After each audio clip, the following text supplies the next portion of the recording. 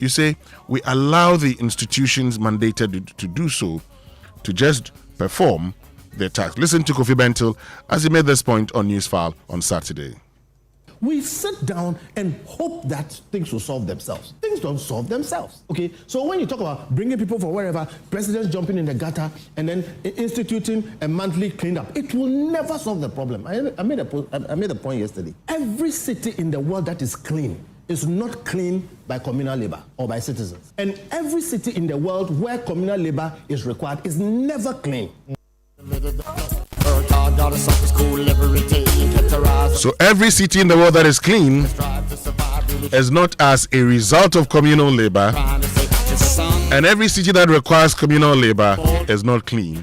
These are the words of Kofi Bentil. What's your take? Do you say our situation is different? Or you say, yeah, I agree? Share your thoughts with us here on the Super Morning Show. But also coming up this morning here on the Super Morning Show on Joy 99.7 FM. But there are also stories that we can also share. Some also decided to kill and eat all. In fact, they were even sending me videos that, honorable, we are eating everything. But this is not meant for that immediate consumption.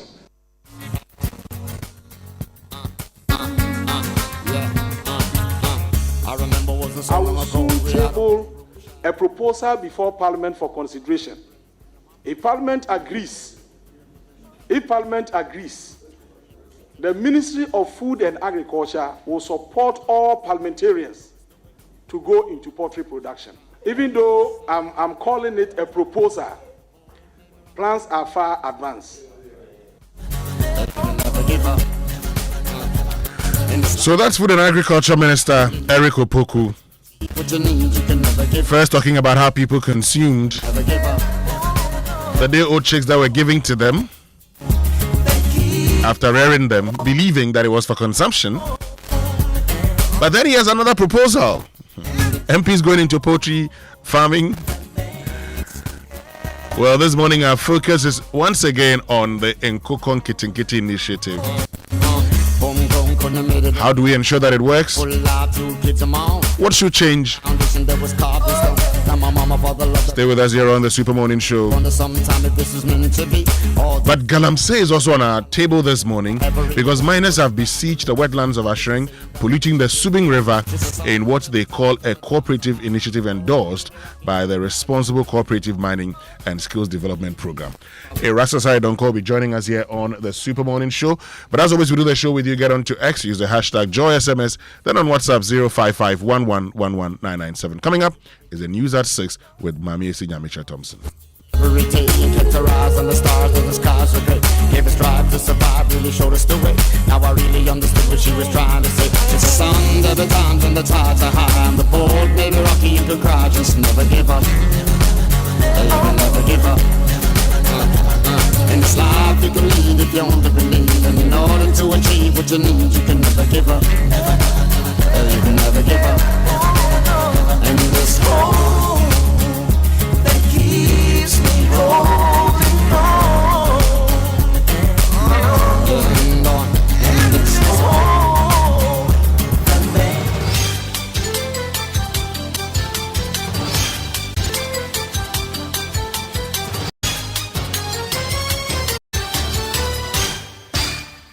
Hello, good morning. Welcome to the news at 6.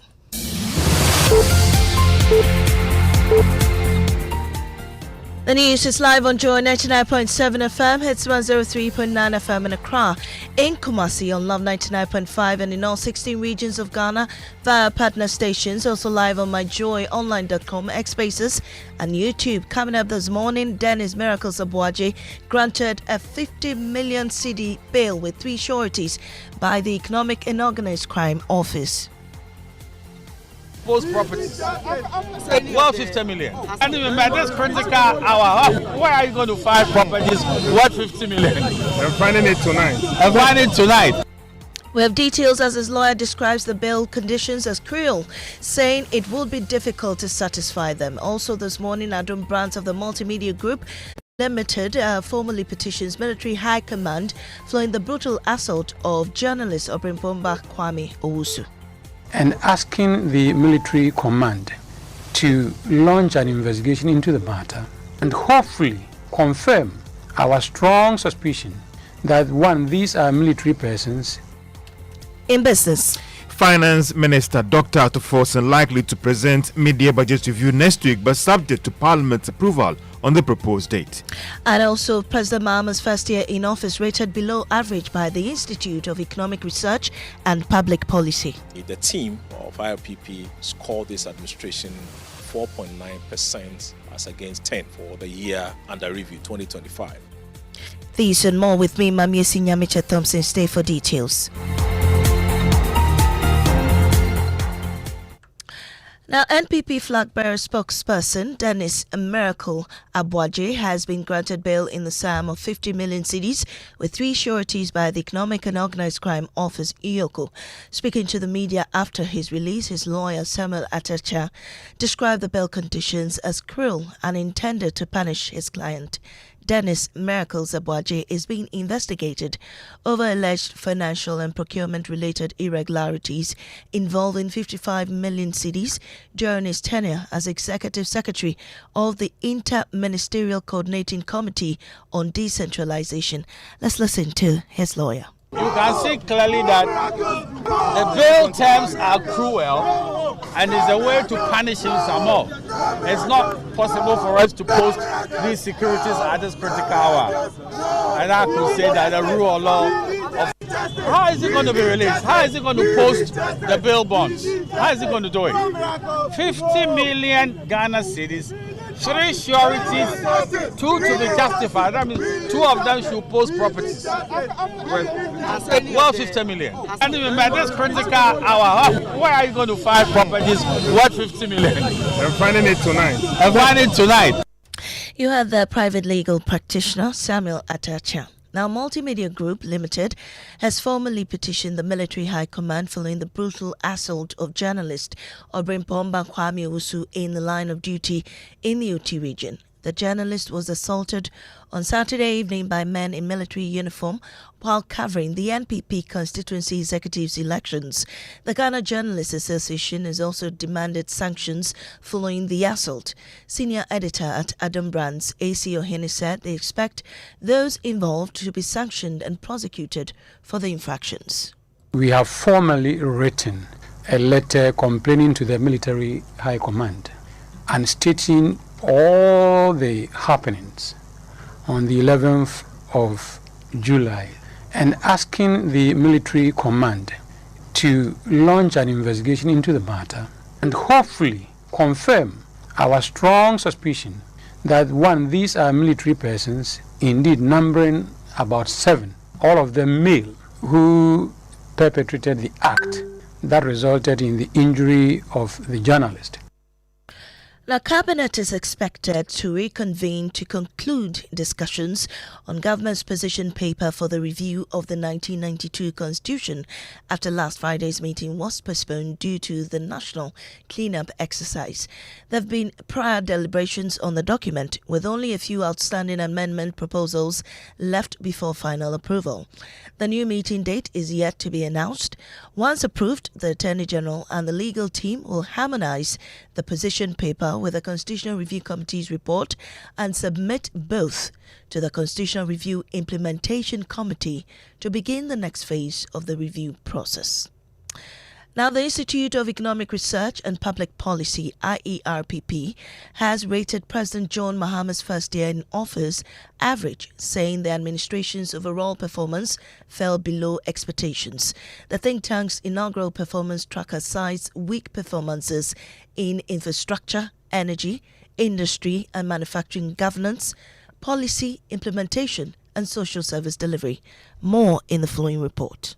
According to the IERPP, the government committed to delivering 29 key policy interventions within its first year, but failed to meet expectations. Executive Director Professor Isaac Boydi says the findings are based on an independent review of the administration's performance. The team of IRPP scored this administration 4.9% as against 10 for the year under review 2025. We identify 5 key areas that actually brought the number down. One main area happened to be the infrastructure, which the government, we know the government has failed to spend on infrastructure. And spending of this administration, per the figure we gave you, capital expenditure stood at 0.9% in 2025. Industry, manufacturing, social delivery, and the governance commitment and energy.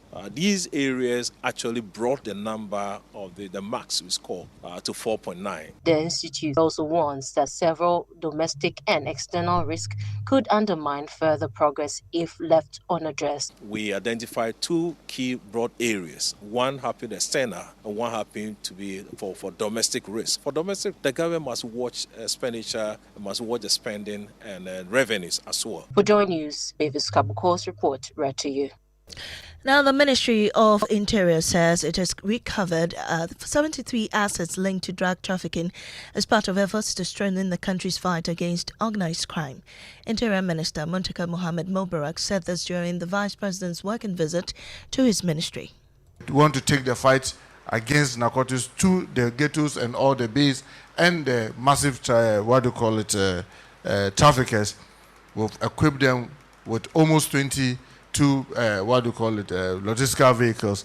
And this is doing a lot of work for us because as we speak, we'll be able to tend 73 assets that are linked to people who are drug trafficking, because we are trying to move away from simply just getting those who are being caught either smoking or using it, but we are targeting those who are really bringing the drugs into our system.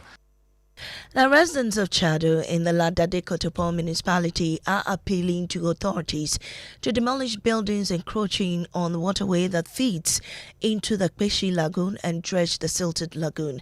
My colleague Gemma Pia visited the community and reports. Chado was one of the hardest hit communities during the recent floods in Accra, and just last week we saw that the president was here to take part in the cleanup exercise. I am here in Chado, and residents have some concerns about the ongoing exercise to make sure that the drains are desilted and also the lagoons within this particular community are also desilted to ensure the free flow of water. I'm here with the assemblyman for the area, Saint Kabu, who explained to us what exactly the concerns of the residents are. Yes, just yesterday at night, they were still constructing a retaining wall.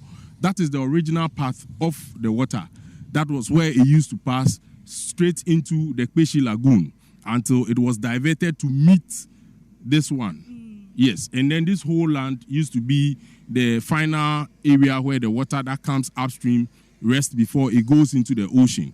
But it's been filled with sand and then reclaim more or less, and then it's being used for. So the president gave the directive that they should engage them, and if they have permits, whatever compensation that needs to be given to them, so that at least they can remove them, so it could save everybody and save the entire Chado. Reporting for Joy News, my name is Gemma Apia, Chado. And just before we head out, the University of Ghana and the Kwame Nkrumah University of Science and Technology have directed their students and staff to defer all travel to South Africa. The directives comes weeks after the Ministry of Foreign Affairs advised Ghanaians to avoid non-essential travel to the country following anti-foreigner protests in several parts of the country that disrupted public life and in some instances turned violent. That's all we have for you this morning. Up next is Business on the Super Morning Show. Do stay. Oh, jump on now. Go, the go. Google me. And what time will you come back where I don't hear the sound of your car? Why you buy new car? No, I not change my car. It be the same ride. It be the fuel where I change. Way one shouts it. Ever since I started using the all-new Excellium Premium Fuel, fortified with 3-in-1 action. Oh, Joe, now my car they run like electric car. No, it's so. This is the type of fuel where they want to. Because now engine they cost. Where they want for way if I buy it, it go protect my engine. And with the small way I buy, I go drive, sir. Absolutely. It's like strapping a turbocharger to your engine and giving it a And what they bust my mindset be the 3-in-1 action, no? Excellium they prevent up to 99% of deposit. It be anti-wear, some be anti-corrosion. Won't pay when I open them. Hey, so where can I find this magical fuel? Just head over to any Total Energy service station and your car will... A debate has been raging in Parliament the whole of last week. It has to do with the return of tribunals. There's a bill currently before Parliament. It's currently being considered, but there are some who believe it's a threat to justice. And so tonight, let's talk about it and let's get to the heart of this very important piece of legislation. And for those who are historians of our jurisprudence, they will walk you through the various iterations of our tribunals over the period until what we're now seeing in the 2026 version, which is before Parliament for consideration. The Tribunal Bill of 2026, the rationale is simple as far as the government is concerned. Operationalize the dormant constitutional provision, which is there. We haven't activated it. The government believes it's something that must be looked at because it offers a path to decongesting our courts, but also making the delivery of justice faster. So fast-track cases in court, improve access to justice, and provide specialized courts, and then induce public participation in our justice system. It's been rationale that has been offered by some. But then they reference the article in the Constitution that, of course, lays out this, but then this law will give expression to it, which is essentially that the judiciary shall consist of lower courts or tribunals. And the government says, well, this is an avenue to make this a reality. Now, if you look at the NDC manifesto itself, it created the framework for this tribunal to be created. And so they talked about a promise that they made when they were campaigning. It was a social contract that they put before the people of Ghana, and they won. And so they have to make good on the promise that they made, establishing the regional tribunals, reintroducing the community and circuit tribunals. And also they make the point about depoliticizing the justice delivery. And that's why this past week when the minority side raised concerns about this particular bill and the creation of the tribunals, primarily issues around politicization of the tribunals, if indeed it becomes law and it's created, the minority raised issues there that it could become a tool for persecutions and not prosecutions. They also raise the issues about maintaining the current judicial system. There's nothing wrong with it. You do not fix something when it isn't broken. Immediately those concerns were raised, the Attorney General was very quick to make the point that there are mechanisms built into this particular bill that will deal with the concerns that you're raising, because there's a committee that will have oversight over the tribunals to ensure that they are fair. But he also makes a point about its decentralized nature for monitoring activities. And as you know, the tribunal system itself, the way it's been crafted in the bill, is designed to ensure that the current delays that we see in our courts are dealt with. I believe that this perceived apprehension about the tribunal system is quite deeply rooted. But it's been dealt with by text writers, by judicial decisions, by the reforms that we've seen over the years. Indeed, the nature, character, and structure of the tribunal systems that existed under PNDC, established by PNDC law, I believe PNDC law 78 at the time, were markedly different from the tribunal system that were until 2002, I should say, especially of the lower courts that were part of our judicial system. Because the structure mimicked the regular courts in terms of function, in terms of nature and character. Let me put it that way. The only difference was we infused the participation of the public, of the people.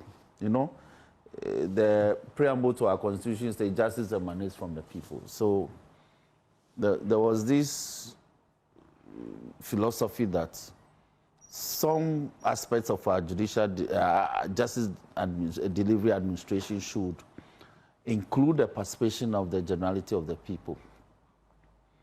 And we still do. So even at the High Court, when somebody commits some of the serious offenses, the court is empaneled by the jury has to be empaneled.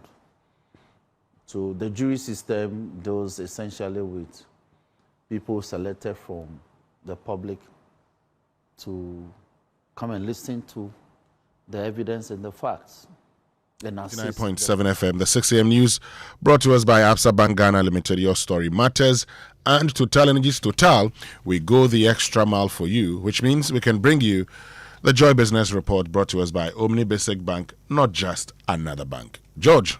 Hi, Winston. Good morning. Good morning. How you doing? God is still taking good care of his children. We thank God. A wise man once said. Oh, of course. And that is one ancestor, you know. God is still taking very good care. The still is all in capital letters. Yes, of his children. Uppercase, you know.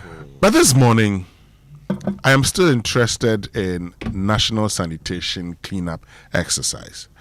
Because before I left home, it was raining in drizzling, slight rain in my area. So I was thinking about all the people who live in flood-prone areas. But that got me thinking. First of all, yesterday we were talking about the debris from the cleanup exercise over the weekend, whether they've all been collected. If they still haven't been collected, why not you can share those pictures with us. But also, Kojo Yankson, do we need a national sanitation day where all of us come out to clean to make Accra clean? Or you say cities that are clean do not engage in communal cleanups? Well, Kofi Bento said it best.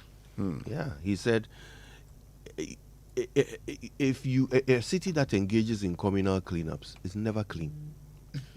And cities that are clean don't depend on communal cleanups. And I'm sorry, but I agree with him. I don't know which other example in this world are you going to show me of a clean city, perpetually clean city. And the reason why they are clean is because every Friday, everyone comes out of their house to clean up. No.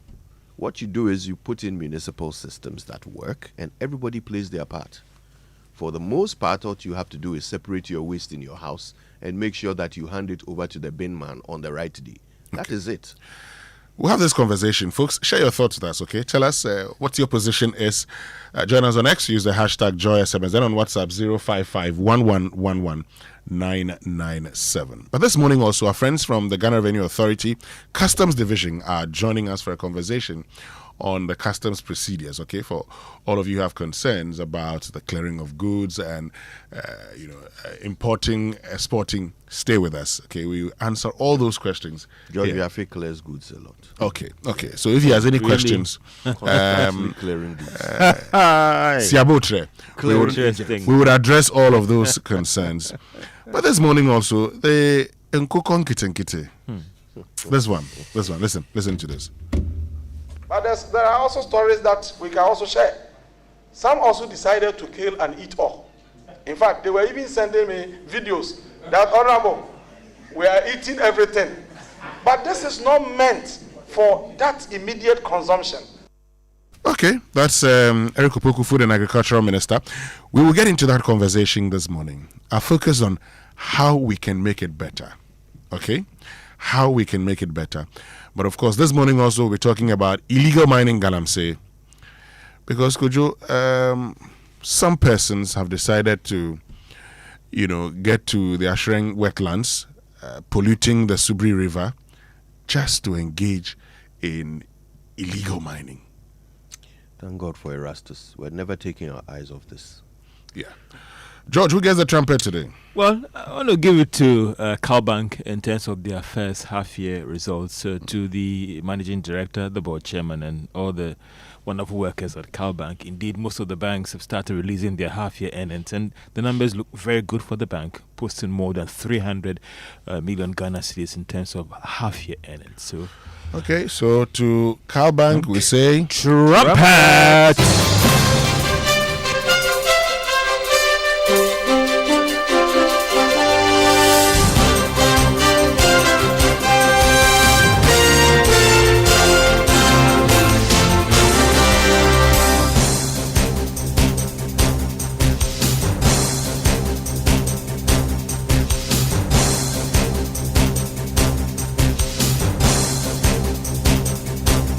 Good morning and welcome to the Joy Business Report. Coming up, Finance Minister Dr. Tuforsen likely to present the media budget review next week, but subject to Parliament's approval of the proposed date. Government rules out rushing to the international market to raise funds after nearing completion of the external debt restructuring. A new World Bank report shows significant decline in price of fertilizer, energy and other commodities, a development expected to impact positively on the Ghanaian economy and slow inflation.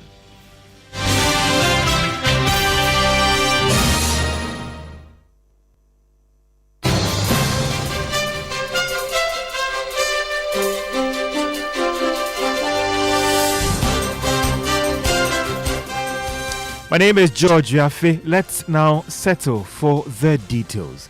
Finance Minister Dr. Tuforsen is likely to present the media budget review to Parliament, that is next week. Now, this is what Joy Business has picked up from persons with knowledge of the presentation. There is more in the following Business Text report. Sources say this is, however, subject to getting the approval from Parliament whether the date the Finance Minister is proposing will be favourable to the House. This proposed date is also subject to the Finance Minister carrying out the necessary cabinet briefing on likely areas that he would touch on during the presentation. If all these things are cleared on time, then next week's date will be possible. Dr. Tuforsen is hoping to use the presentation to outline what some may describe as government's new economy, that is, government's new policy document aimed at consolidating recent economic gains. The minister will also use the presentation to update Ghanaians on the revenue situation and how spending will be structured. Government has also made some significant progress when it comes to debt restructuring, both domestic and external. Therefore, this presents an opportunity for the needed update to be done by the Finance Minister. Under Ghana's Public Finance Management Act, the Finance Minister is supposed to update Parliament on economic performance and fiscal strategy at the middle of the year. It also mandates the Minister to update Parliament on the execution of the national budget and provide an outlook for the rest of the fiscal year. And that is a Business Desk report. Now, government has stated that it has no immediate plans of rushing to the international market to raise funds. This was after it made significant progress on nearing the completion of all its external debt. The development is coming after reaching a new restructuring deal earlier this week with investors holding the Sidera notes. Frederick Emisa is a technical advisor at the Finance Ministry. Fiscal space, we don't want to dwell on it because the idea will be that, there's more space to borrow again. If you look at our debt, even though we've attained debt sustainability, our rate of debt restraint overall is now moderate with to absorb some costs. It does mean that fiscal space has been created, so we should be carrying fill it out. Okay. When we talk about fiscal space, we are talking about the expenditures we have rationalized. That is what we are looking at. We are not looking at the debt side. So our minds have not even go there. We are looking at how we can rationalize our expenditure, make expenditure-led consolidation the lead in this recovery that we are leading. Technical advisor at the Finance Ministry, Frederick Emisa. Now, Ghana's quest to have its credit ratings upgraded in the coming months has been given a major boost. Now, this was after it made progress on restructuring almost all its external debt. It follows an additional payment made in coupon payments to Eurobond holders. Now, most of these ratings agencies recently reviewed Ghana's credit ratings to be with a stable outlook. Now, the price of fertilizer on the global market and other food commodities have seen some significant decline in prices ending June this year. Now, that's according to the World Bank's latest commodity price index analysis. There is more in the following Business Desk report. The index, which tracks more than 50 items from energy to commodities and other agricultural products, showed that the price of fertilizer witnessed its highest drop from May to June, going down by more than 21%. It was followed by energy prices, including crude and that of finished petroleum products, that dropped more than 17%. Agriculture and other beverages also slowed by almost 2%. Ghana's economy imports more to support local production, especially when it comes to food. Therefore, these developments, they say, might be critical when it comes to slowing inflation in the coming months and the cost of living. Immediately, we can look at the impact on food production and even pump prices of petroleum products. If this trend is sustained this July and even in the coming months, then this could be seen as good news for the economy going forward. And that is a Business Desk report. Now, Chief Executive of the Chamber of Agribusiness, Anthony Morrison, has urged government to increase investment in the agricultural sector to help unlock the sector's full potential. He said such investment to provide critical materials needed to support government's 24-hour economy and Feed Ghana's program. Now, the advice is coming at a time that the agri sector expanded this year by more than 2%. Let's hear more from Mr. Anthony Morrison. Investment into agriculture is very important. Budgetary allocation towards the agriculture sector is very low. We can't continue to count on development partners to subsidize our food production. Government must be deliberate in terms of supporting raw material availability can only be harnessed and support the agro-industrialization drive of the 24-hour economy and also of the feed industry at the Ministry of Trade. We need, as a country, to begin to strategically establish our fertilizer production hub. We need to support the rural economy within the agriculture enclave for us to be robust and have some sustainability to be able to support government agenda. Anthony Morrison is the Chief Executive of the Chamber of Agribusiness. Now, Ghana's cocoa industry may be facing renewed uncertainty due to fallen prices, while improved supplies from Côte d'Ivoire have eased market conditions. Analysts warn that the adverse weather conditions could affect the price in the global market. My colleague Winston has more. Global cocoa prices are showing mixed signals, creating a fresh uncertainty for Ghana's cocoa sector. Prices fell at the end of last week after Côte d'Ivoire reported a significant increase in cocoa deliveries to its ports, while global cocoa inventories climbed to their highest level in nearly 2 years. Despite the improved supply outlook, concerns remain over heavy rainfall in Ghana and Côte d'Ivoire, which has flooded roads, disrupted transportation, and increased the risks of crop diseases such as black pod and brown rot. Analysts are also warning that the strong El Nino weather pattern expected later this year could bring hotter and drier conditions across West Africa, threatening cocoa yields during the next production season. For Ghana, the development could affect export revenues and place additional pressure on cocoa board, even as farmers continue to grapple with lower producer prices and rising production costs. Market watchers say, while short-term supplies appear stronger, weather risks and climate uncertainty could once again tighten global cocoa supplies in the months ahead. Winston with that report. The Chamber of Bulk Oil Distributors have assured that Ghana has adequate petroleum supply to cover the country for the next more than 8 weeks. This is despite concerns of renewed tension in the Middle East and closure of the Strait of Hormuz, which is likely to affect the supply of the product. Speaking to Joy Business, Chief Executive of the Chamber, Dr. Patrick Ofori, assured that the country has enough to avoid any form of shortage. We've always consistently had stock that lasts 6 to 8 weeks. Currently, the stocks levels have hit the normal 8 weeks that we've been having, and also, thankfully, Sim2 and Tor are both coming on stream with the crude that they've received. So, with their production also coming through, and then also our ability to receive products from Tema and then Takrade, doesn't create any problem about supply situation in the country. Dr. Patrick Ofori is the Chief Executive of the Chamber of Bulk Oil Distributors. Let's do some commodity news, and crude oil has finally crossed the $80 mark on the international market. It is selling this morning at $84. Now, that is due to the current developments in the Middle East. Gold went up marginally and is selling this morning at $4,036. That is an ounce. Cocoa saw one of its biggest drop in the day as it went down by more than $200 to trade at $5,842. That is the ton. To the currency market, the dollar selling at 11 Ghana cedis, 56 pesos. Now, that's the rate some of the major commercial banks are offering to their clients this morning. The euro is going for 13 Ghana cedis, 22 pesos. The British pound, on the other hand, is trading at 15 Ghana cedis, 51 pesos. The forex bureaus are also selling the dollar at 12 Ghana cedis, 15 pesos. And that's all for the business edition on the Super Morning Show, the Joy Business Report. Thank you very much, George Riafe. Which means that the crude oil has crossed the dollar mark again. $84. Yeah, no, that's too much. Which means that this morning, let's have some inspiration from Tim Godfrey and the Fearless community with This Kind God, Charlie. Where we've reached here, too much. God must come in. Yeah.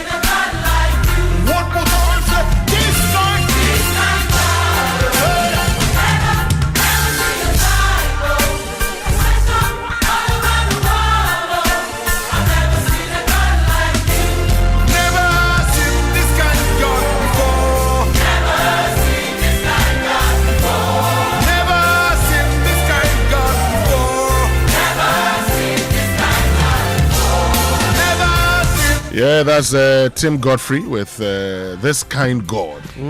The whole song has 5 lines. Do I feel but like a wonderful rhythm? Yeah, like Kirk Franklin and the New Nation Project. You know. Well. I feel the rhythm. You know, like Kirk Franklin doing his thing. Pastor George.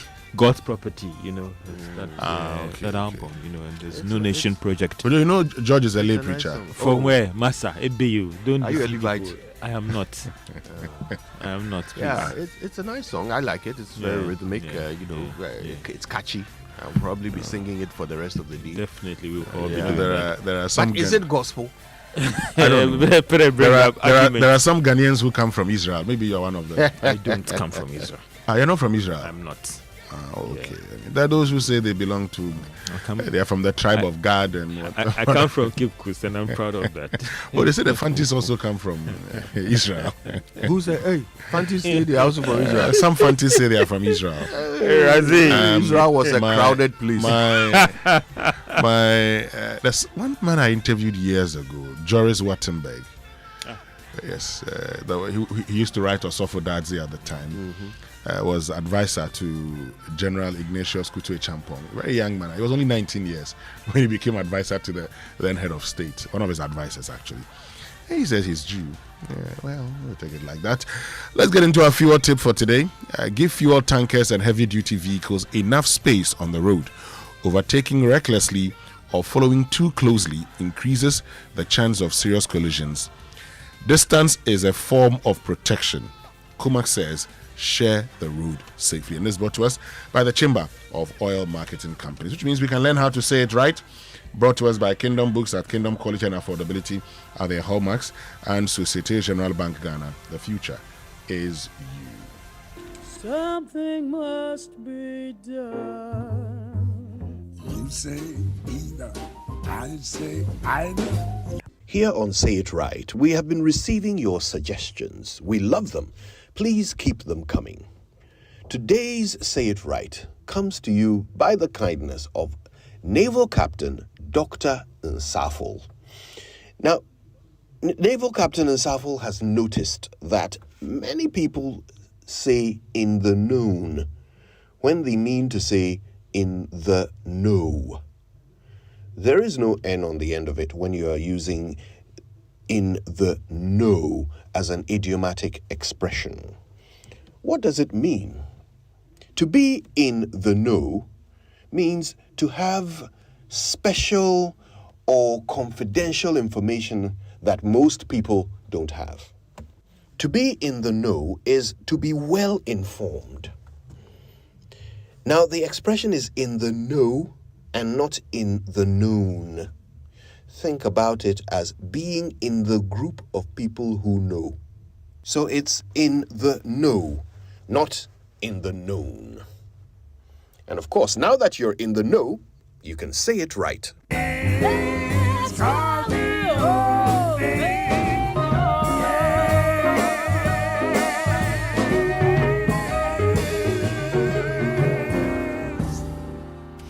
Yeah, thanks to Naval Captain Nsafol for that one. In the know. Yeah, I can't tell you the number of times I've heard people say, "Oh, he was in the noon." Yeah. So just say he knows. He knew. I mean, so we like to speak English. We like to speak English well, but we don't always get it right. If you're not sure, I would prefer to say I'm going to take my bath than to say I'm going to bathe, because when I say bathe, you probably say, but this one is bath, so no problem. So make it simple. How has our local language also influenced our choice of expressions, and always trying to get our subject-verb agreement right and all those things? Yeah, I mean, because the two languages have different rules, you often find yourself in conflict. Yeah. But some of them have specific sources. Some of the errors have very specific sources. we learned about why people say honey instead of honey.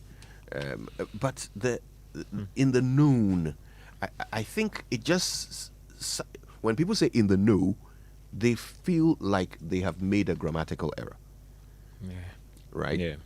And for some reason, in the known sounds a little more comfortable to them. But that is rather incorrect. It is in the know. In the know. Yeah. Yes. Oh, that idiomatic expression. I mean, I'm just thinking about it, and I've decided that this one, we have to go and come back, like we say in Ghana. We'll go and come back. I'm going to come. We'll go and come back. But if you're looking to upgrade your workspace or restock your essentials, Kingdom Books has something special just for you.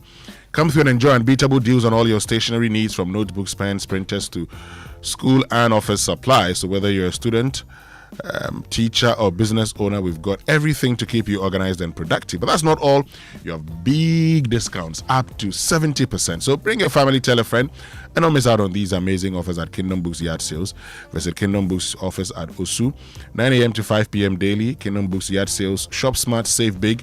For inquiries, call Kingdom Books on 0501 401 050 or 0244 311 955.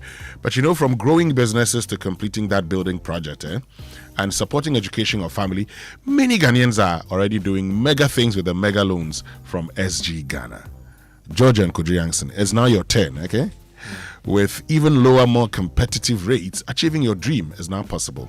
With SG Ghana's mega loans, promo salaried workers of SG Ghana listed companies, pensioners, and eligible customers can access support for personal needs, family commitments, home projects, and more. There's still time from now till the end of July 2026. Apply and enjoy big loans at small rates, yes, very low rates, and a fast, hassle-free process that helps you to get moving sooner, okay? So take advantage of that now. Visit any SG Ghana branch near you or call 0302-214-314 for more details about the SG Ghana Mega Loans promo today. Terms and conditions apply. Societe Generale Ghana. The future is you. Let's get into the newspapers now. The newspaper review brought to us by Syntex Tanker, your stronger, your tough, Kel Chaco Toothpaste, Happy Smile, and Star, your quality and affordable fuels for all, George. Let's start with the Daily Guide story. Yana, that is Bukari II, dies in South Africa. Mahama and Bawumia mourns him. Nkitinkiti hospitalized, and the police guard and also ex-NAFCO boss 6.5k pounds phones damaged to AG is asking the Yoko to release these properties to him. And also Yoko lists 6 charges against Miracles Abuaji, accuses him of 55 million Ghana cedis quote, stolen cash. These are the lead stories on the front page of the Daily Guide. Now, the Daily Graphic, Nation mourns Yana Bukari II. President Akufo-Addo Bawumia paid tribute. And sad one there. He died, he was 87 years. Yeah, he was 80 years when he became Yana. So life well lived. Yes, life well lived. We thank God for his life. Bono East secures 310 acres for government projects. Government reaches final milestone in external debt restructuring. And DVLA pilots digital number plate system August 1. The back page, pursuit of World Cup immortality. Okay. Messi, Kylian Mbappe, and Harry Kane.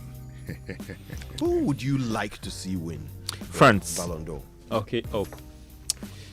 Obviously, it looks like Messi. No, who would you like to see win? Harry Kane. Yeah? Yeah. Mbappe. Harry Kane. Mbappe. I feel against the odds, he's had his challenging times at Real Madrid. Mbappe, yes. Mbappe has had a good has had a good World Cup. If France wins the World Cup, it probably may go to Dembele because he won the Champions League too. Yeah. But Mbappe's performance alone could give him the Ballon d'Or. Yeah. But if England gets to the final with, say, Spain and not France, then Harry Kane, whatever happens, would stand a chance. Yeah. I'm looking at Mbappe because of his challenges he's having at Real Madrid and how he's lifted up his game at the World Cup, and for me, that is it. Tournaments are always different. Jose Mourinho will tell you that in tournaments they don't have the distraction they have, staying at home. But also for Harry Kane, I mean, he's had a good time at the Bundesliga. And that's why I say Harry Kane should have it. Weirdly, I want Messi to win the Ballon d'Or. Not for Argentina to win the World Cup necessarily, but I would love for Messi to win the Ballon d'Or. More of making a statement, right? I think I'm just enthralled by the magic of this person, right? Nothing he does makes logical sense. It is hard to understand how a 39-year-old still has the agility and skill and understanding and capability on the pitch that he does. And I think it would be a wonderful crown, to his achievements if he were to pick up a Ballon d'Or in this World Cup. I've just been a Messi fan for as long as he's played, and so your position, mine is very sentimental. Okay. My position is very sentimental. We are looking at it from. So I'm happy you actually make the point that you've been a Messi fan. I look at it from, the fact that Harry Kane has had, one of the best seasons of his life. After moving from Tottenham, he scored the most goals, for 60-something goals. Yeah, in the season. I think he deserves the Ballon. He's currently leading but of course the journalists and the captains would vote. And if Messi gets to the final, forget it. But I think England would make the final. Charlie, England will make the final. They look good, They'll make the final. You watch the Argentines, their last 2 games, and it's like, you see it in Chi. Oh, but that's how champions no, are I'm made. saying that. Yeah, That's how champions are made. See, they always will just do what matters to get to the next stage. Any team by the that time you realize they're in the finals, and once they get into the finals, anybody can if win. the Swiss have not had that their card, some would have said that it could have even been their game as well. So I'm just saying that if I watch, please rephrase the statement. Remove the if. Swiss. Remove the if the Swiss hadn't had that card. Remove that. I'm just saying that watching them, I'm just trying to tell you that. Yeah. You remove that part. Okay. Football. That's how it works. Okay. If that guy did simulation, you will get a yellow card. You're on a yellow card already. You go home. Maybe he forgot himself that he was on a yellow card already. He forgot himself. Yeah. Then he George, deserved to go. Let's do the Overseer newspaper. Government mourns Yana Bukhari II hails legacy of peace in Dagbang. Ghana nears completion of external debt restructuring after Saderia exchange. NPP General Secretary accuses Iyoko of public trial over Miracles Abuaje's arrest. And Honorable Felicia J meets Libyan authorities to address plight of Ghanaian irregular migrants. Okay. Miracles Abuaje honored Iyoko invitations twice. Arrest was unnecessary, and his reign was short but impactful.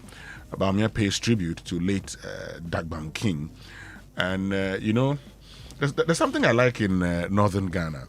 You know, when you meet the Mamprusis and the Dagombes and they're having a conversation, the Dagombes would always tell that they are the first, they come from the first son of, this thing. The three sons, the Nairi, the Yana, and I think the Bimbilana, they're all from the same father.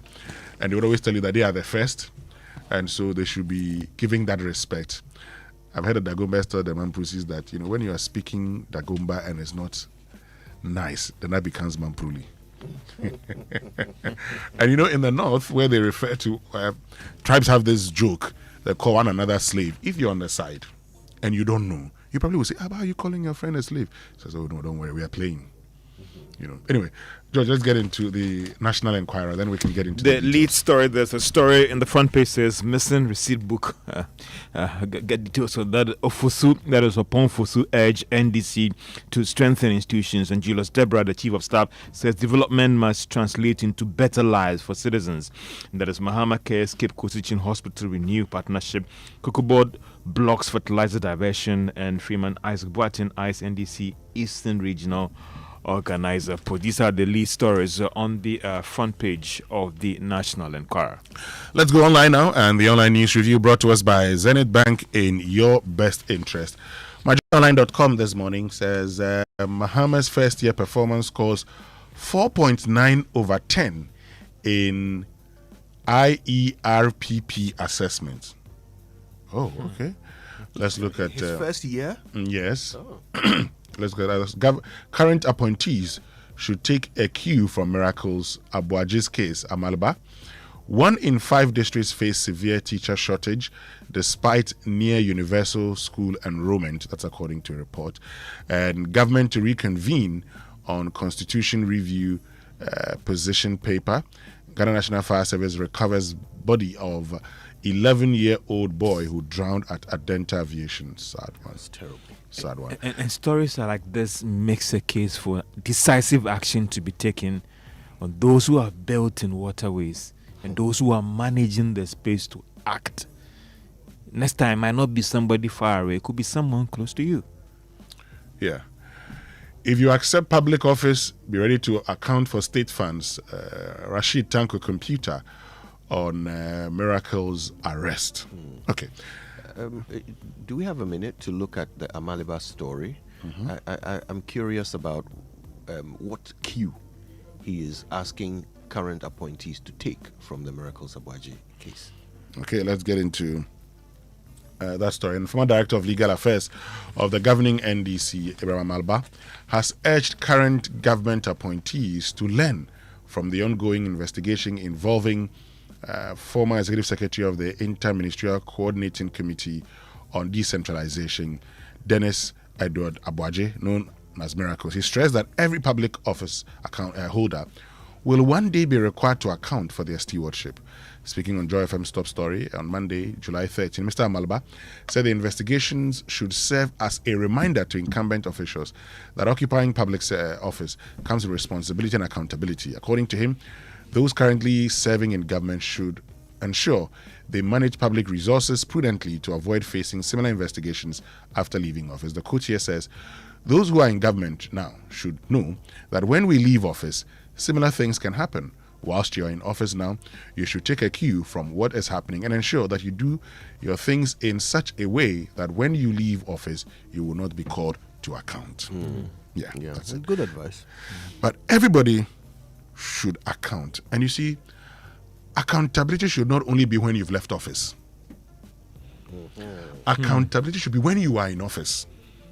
So it's important to know what mechanisms were put in place to ensure that while in office, be it horizontal or vertical forms of accountability, while he was in office, the mechanisms put in place to ensure that he accounts. Because, look, an unexamined life, we know already. And in this country, or globally, people do what is inspected, supervised. If you expect them to do the right things, they won't do the right thing just because you think that it is right to do those things. Yeah. They do them in societies where people do the right thing. They do them because they know that if they don't do the right thing, the society would punish them. Okay, and it is not because when they leave office, we saw what happened to Boris Johnson. He was prime minister, and he had broken COVID-19, this thing. And his own party members said, Prime Minister, you didn't set the right example. It's time to resign. Yeah. I mean, look, let's be real. If indeed Miracles Abuaji has stolen this, the law must deal with him. And the law must deal with him in a way that will make it a deterrent to others. The thing is that in order for these things to work, everyone must do their job and do it well. So the Attorney General's office and Yoko and all these people, they must properly investigate, make sure they have the proper evidence so that there is no need for any kind of treatment of the suspect that will give people the chance to criticize the process. Right? I read the statements that Yoko released and all kinds of explanations for why the travel ban came after the person had traveled. Right? You have to ask yourself, is that how it's done? If the guy is guilty, just make sure you put all your cards right so that when you are dealing with him, there's no question about it. There's no question. Everybody comes along with you. But when you create some of these things, then you allow for those who will take advantage of incidents like this to do politics to do so. And it's your fault. You have given them that chance because you didn't do as expected. Well, quick one to the National Enquirer, the lead story there. The Chief of Staff, Jules Deborah, has called for a stronger collaboration between government, faith-based organizations, the private sector to ensure a national development translates into tangible improvements in the lives of Ghanaians. Speaking as a guest of honor at the 2026 National Development Conference organized by the Church of Pentecost, he stressed that the true measure of development lies not in economic statistics, but the impact of policies on the people's daily lives. So economics is not about the numbers, but it's about how that impacts on the lives of Winston and then.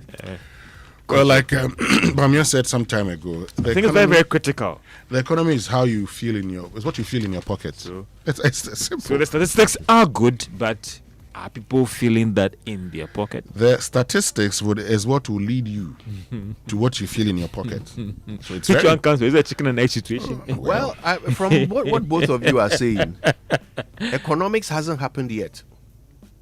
Because it's still at statistics level, not at pocket level. If economics is what you feel in your pocket, then we are all waiting for economics. The state of the economy, is what you feel in your pocket. But shouldn't that translate naturally? We are waiting for it. We are if waiting interest for the rates are coming down, Winston, that should when you go to the bank, you should feel it. If inflation is dropping, the rate of increase is slowing, I should experience it when I go to the market. Of course. If the city is stable, when you are bringing in goods. So you see the statistics that you share. Yeah. inflation, if inflation is at 3%, it is actually what you're feeling in your pocket. That is what is translated into inflation. But there's a but here. Yeah. Our calculation of inflation is with weights and a basket. Yeah. You see? Yeah. So let's say at a point when dog meat had 100% rate of inflation, Kojo, and dog meat was not in the basket, it had a 0.00 weight.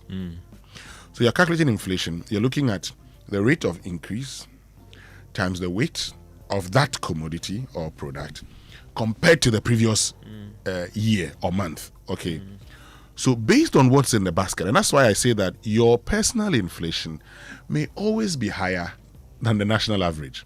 We've seen regions where they have higher inflation than the national average. So what happens is that if I buy something that has a very, has say 0.1% weight, that thing may be costing me more, but its contribution to the rate of inflation is very little, very small. Yeah. So in that case, you see, okay, what is happening?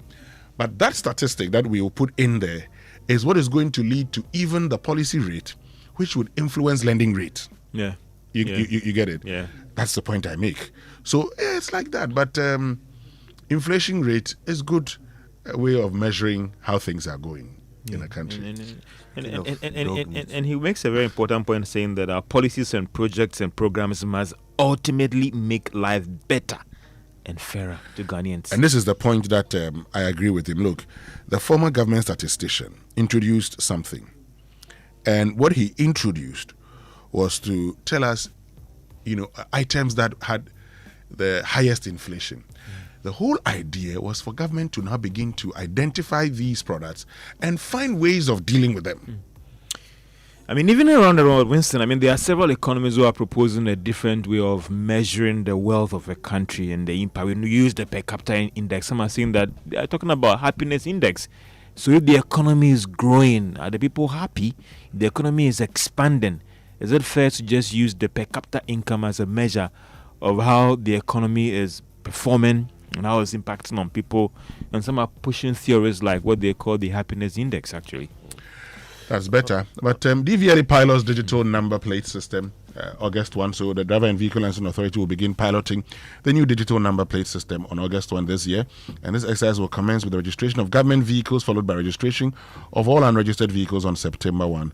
The CEO of DVLA, Julius Nkoko, said that January 1, 2027 remained the effective date for the re-registration of vehicles until December 31, 2028. Time now for the BBC News, and that is brought to us by Fidelity Bank. I believe with us, Glyco, we cushion you for life, and Oba Spaghetti is made for you. So everybody, chop Oba Spaghetti. He's a real journalist. The Chinese Fentanyl King. Thursday at 1:30 and 8:30 GMT.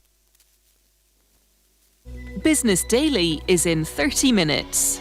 Beef in America costs almost 13% more than a year ago. So who's making the money? The rancher, the feedlot, the packer, the burger joint. Every one of them told us it isn't me. Are they right? People Fixing the World is next. This is the BBC World Service, the world's radio station.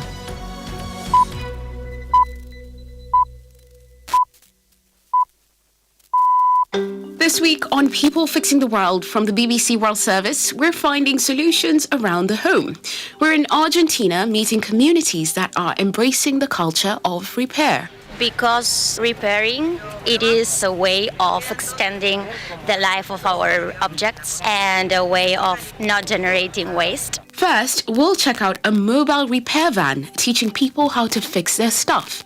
And then we'll meet women making much-loved old blankets fashionable. For me, it's important that these blankets get a new life, bringing back memories for the people wearing them. Finally, we'll hear about rebooting some old tech to help people in need. We went from let's just us have a little fun with old games and turn it into let's give something back. All of these computers, let's just, get them in working order and give them back. So let's get fixing on People Fixing the World with me, Myra Anubi, right after the BBC News. BBC News with Emily Thomas. Iran says it's targeted a US airbase in Jordan with ballistic missiles, as after striking oil tankers in the Strait of Hormuz. In a statement, Iran's Revolutionary Guards called on the Jordanian people to dismantle US assets in their country. Jordan said the missiles were shot down. US forces earlier said they'd struck military targets across Iran. The collapsing ceasefire has caused oil prices to soar. Barbara Petasha is following events from Jerusalem. You've had another round of U.S. strikes saying that they are aiming to prevent the Iranian ability to fire on ships in the Hormuz Strait. But at the same time, the Iranians did fire 2 cruise missiles at 2 supertankers, killing one of the crew and injuring 8. So we're really very much looking at step by step this getting more and more intense. And the agreement that was signed last month seems to be unraveling by the day and by the hour, although neither side has abandoned it completely. But what the Americans are doing now is reimposing their naval blockade. They said they will do that later today, and that is a very significant escalatory step. The US Department of Homeland Security says an ICE immigration agent shot and killed a man in the state of Maine over fears for public safety. A statement released after the shooting in the town of Biddeford accused him of attempting to flee the scene. Immigration activists said the man was a 26-year-old Colombian national working in the US legally. The Supreme Court in Brazil has banned the presidential candidate Flávio Bolsonaro from visiting his father, the former leader Jair Bolsonaro, who's under house arrest. The block will last until after the first round of presidential elections, in which Flávio is challenging President Lula da Silva. Mimi Swaby reports.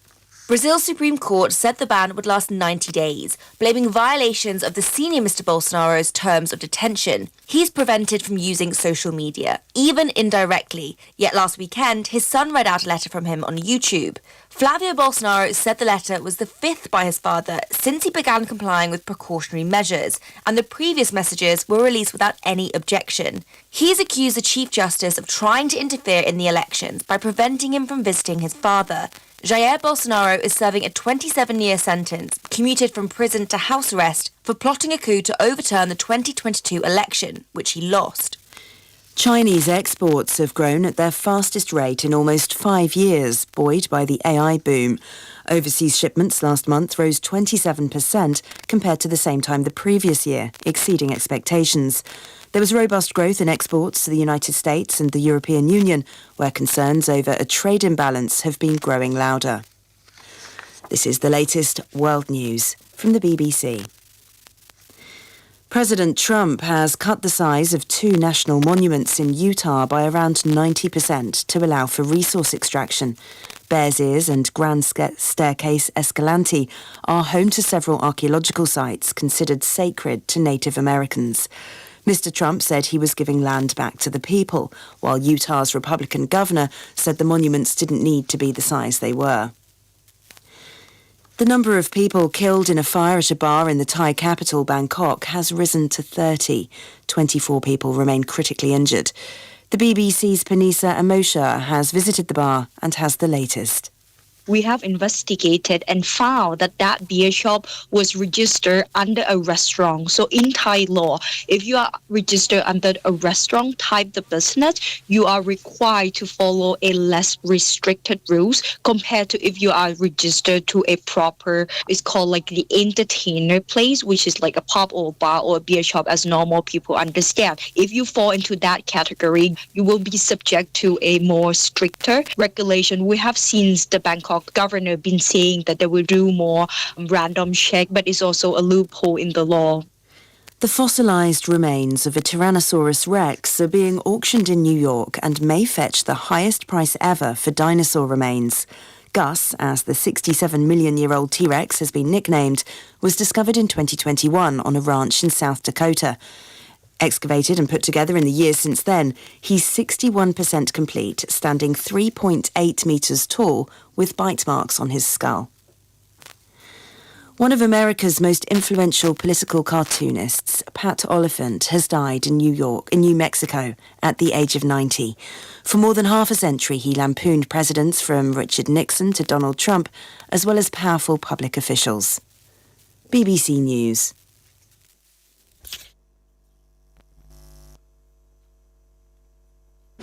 Hey, Andrea. Challenge these days, new level crowd. Where did you pass? Me, pass somewhere. I just switched for a better life. I switched for comfort. Look, your salary deserves better. Switch? Yeah. How do you mean? I switched my salary account to Fidelity Bank. And that's my jackpot. I get higher loan amounts with lower interest rates, as well as personalized financial support. They gave me a loan to expand my side hustle. And the terms are just flexible. Wow. Your salary deserves better. Oh, my salary deserves better, Pa. You see the way you are smiling wide? Yes, I will switch and smile wider. Your salary deserves better. Switch to Fidelity Bank today and enjoy lower interest rate, car and home loan, personalized financial support, and a smile that lasts. Switch and smile wider. Fidelity Bank. Believe with us. If I believe with us, Fidelity. If I know I dey your side, Fidelity.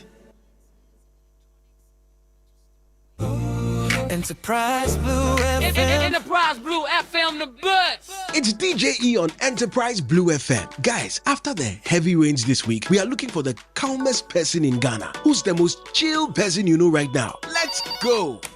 DJ, it has to be Mansa. Look, the flood entered her house and completely submerged her car. Next thing I see on her WhatsApp status, she's smiling and sipping tea on her balcony. Like me, I'll be crying, but she's totally relaxed.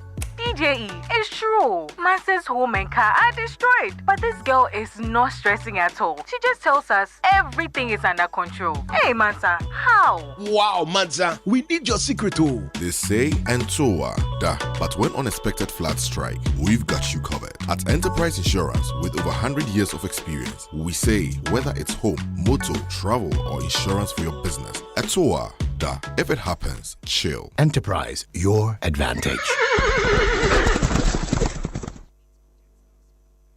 Careful, Charlie. Turn up small, make it past the door. Yes, like that. Yo, my guy, what happened? Hey, you get new TV. Charlie, major upgrade for the tournament season. Oh, this your TV there. The whole area go watch matches for your house. Oh. How much you buy them? I don't buy them. I win them from the Samsung Win Big promo. Hey, you make serious? How? Simple. I buy my Samsung Galaxy phone from an authorized dealer. Where I visit www.samsung.txtghana.com. Where I enter my details to enter the draw.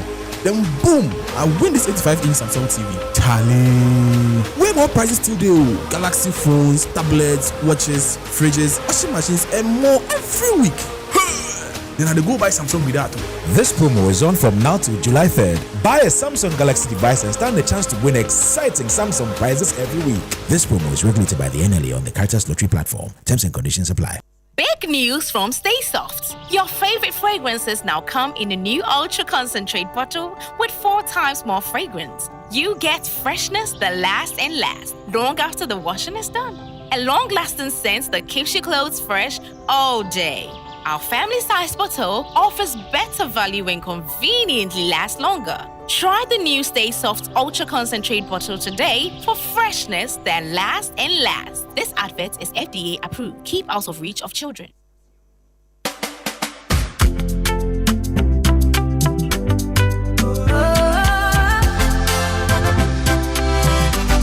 From the heart of Africa we stand, building dreams across the land. Every step we dey your side, helping you rise, taking you higher. Strong as a group, close as a partner. Bank of Africa lifting you higher. African Bank with global reach. BOA make your future glow. Strong as a group, close as a partner. Bank of Africa lifting you higher. African Bank with global reach. BOA make your future glow. We go there for you night and day. Strong as a group, close as a partner. Bank of Africa lifting you higher.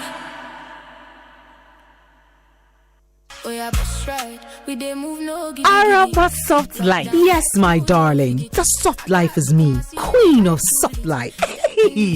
How be that? Are you going to the Kumasi station dressed like that? Hey, station? Never. This queen travels with Oya bus ride. No station stress, no giddy giddy. Oya gives me soft life, Papavi. Guess what? All I did was download the Oya app. Simple. We booked him a trip, selected my seat, and now I just joined the bus at my pickup location. Wow. No giddy giddy. Everyone can use the Oya app. All you need is a smartphone. My bus to Kumasi is arriving soon. See you. Download the Oya Bus Ride app on Google Play Store or the App Store. Book your trip and hop on at your pickup location. Travel between cities the smart way and skip the station. For more details, call or WhatsApp 055 900 1242. Oya, let's go. Introducing Ghana's leading pay-as-you-copy photocopier leasing company. Lease an A4, A3, heavy-duty or production machine and pay for only the copies made or design your own payment plan. Simple and tietia. That's not all. Incredibly, toners, repairs, maintenance, follow-me printing, centralized tracking all come free of charge. Remember, financial prudence is the name of the game. Folks, forget about the expensive gimmicks and be smart. Join the hundreds of satisfied clients across all the 16 regions and every sector of the economy and save over 60% of your printing costs. Visit us at www.valexlease.com or call 0244-644048. Be prudent and lease a copier. Terms and conditions apply. Valex Lease is a wholly owned Ghanaian company. Valex Lease, affordable document management solutions. Syntax Tango! Syntax, hey, it's a fair strong. If you want quality, this be where you belong. Syntax. Very strong. Oh, gonna shout sing the song.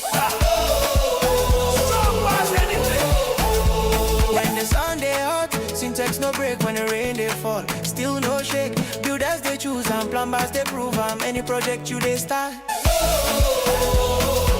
Syntax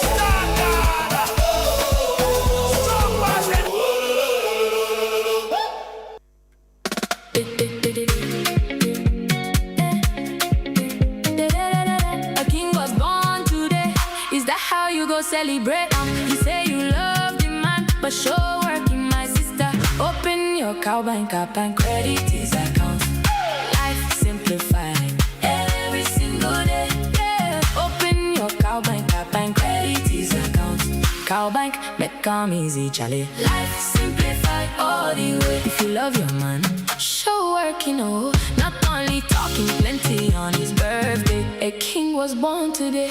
What can he do with that? Give him fuel, give him vibes, give him cowbank cash just like that. With your cowbank app, you send money by airtime, pay bills in seconds. Wherever you get, cowbank make your life simplified. Hey, hey. Cowbank, forward together.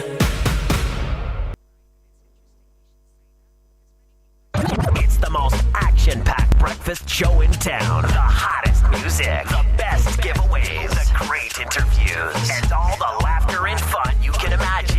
Don't miss the Super Morning Show on Joy 99.7 FM. It's the best breakfast show in town. The greatest Nathaniel last name. The greatest Nathaniel last name. The greatest Nathaniel last name. I'm the biggest Nathaniel last name. Biggest Nathaniel last name. Biggest Nathaniel last name. Biggest Nathaniel last name. Yeah, me not so no man from. Got my family, I'm more from. Yeah, me I know me the dance from. Yeah, me the nana know me just sit down. For yes, you go na me emu come. Yeah, if you black, me dance you. Yeah, me cause you do the baby me sit down. Yeah, ah, she me bushia. Yeah, baby, baby, I know that me choose. Baby, baby, I know that me choose. Baby, baby, I know that me choose. Baby, baby, I know that me choose.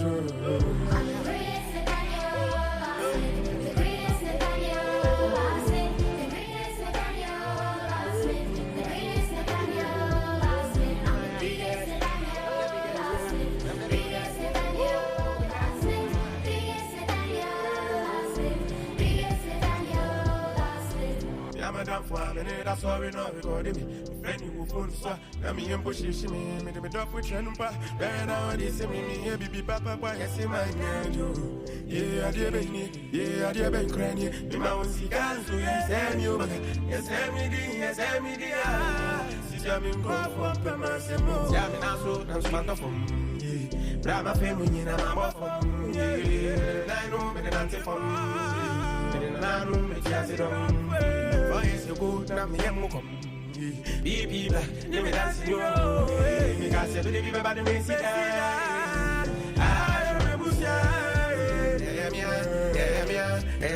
So this is Biggest Nathaniel.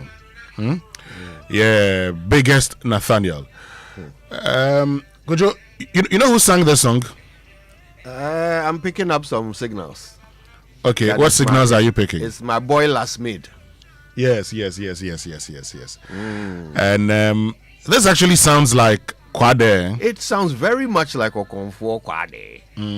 Yeah. It sounds like Kwade, yeah. This song. It's got the same sort of cadence to the... Okay, so this is the Kwade song you're talking about. It is the Kwade song that, you're probably referring to when you talk about... Okay. Let me see. Hunting for Kwade. I think I know which one you are going. It's Fienipa. Yes, Okonfo. It's got the same sort of lyrical themes. I've seen it. Yes. This is it. Okay. So first of all, you've listened to Last Meets. Let's start the Last Meet song again. Let's start the introduction. I mean, the beginning of the song, and then you get it. Okay, so you have it now. This is Okonfo Kwade's Fienipa.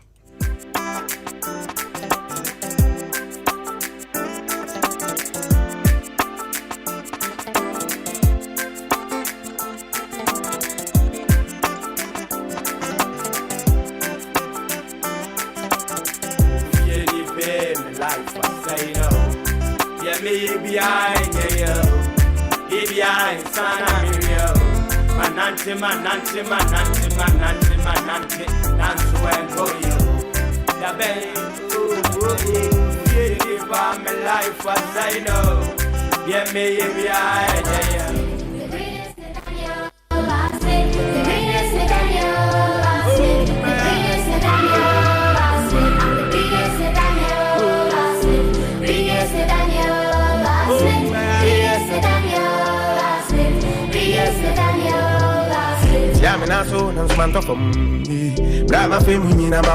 So when I heard this song, I just decided to find out why he chose the title Biggest Nathaniel and realized it's called Lasmid Nathaniel Owusu. That's his name. That's his name. Mm-hmm. Yeah, I didn't know that. Oh yeah, so I decided to check. And I realized, okay. So that's why it's what Greatest Nathaniel, Biggest Nathaniel. He's done well. He's a good... you can really see the Kwade DNA. Oh yes. Song, Somebody told me that the moment, when he actually dropped the first verse, okay, and after a while he brought the second verse, and there were suggestions that he should feature Okonfo Kwade on this. That would be a great collabo, wouldn't it? Just Okonfo Kwade and with Okonfo doing the rap.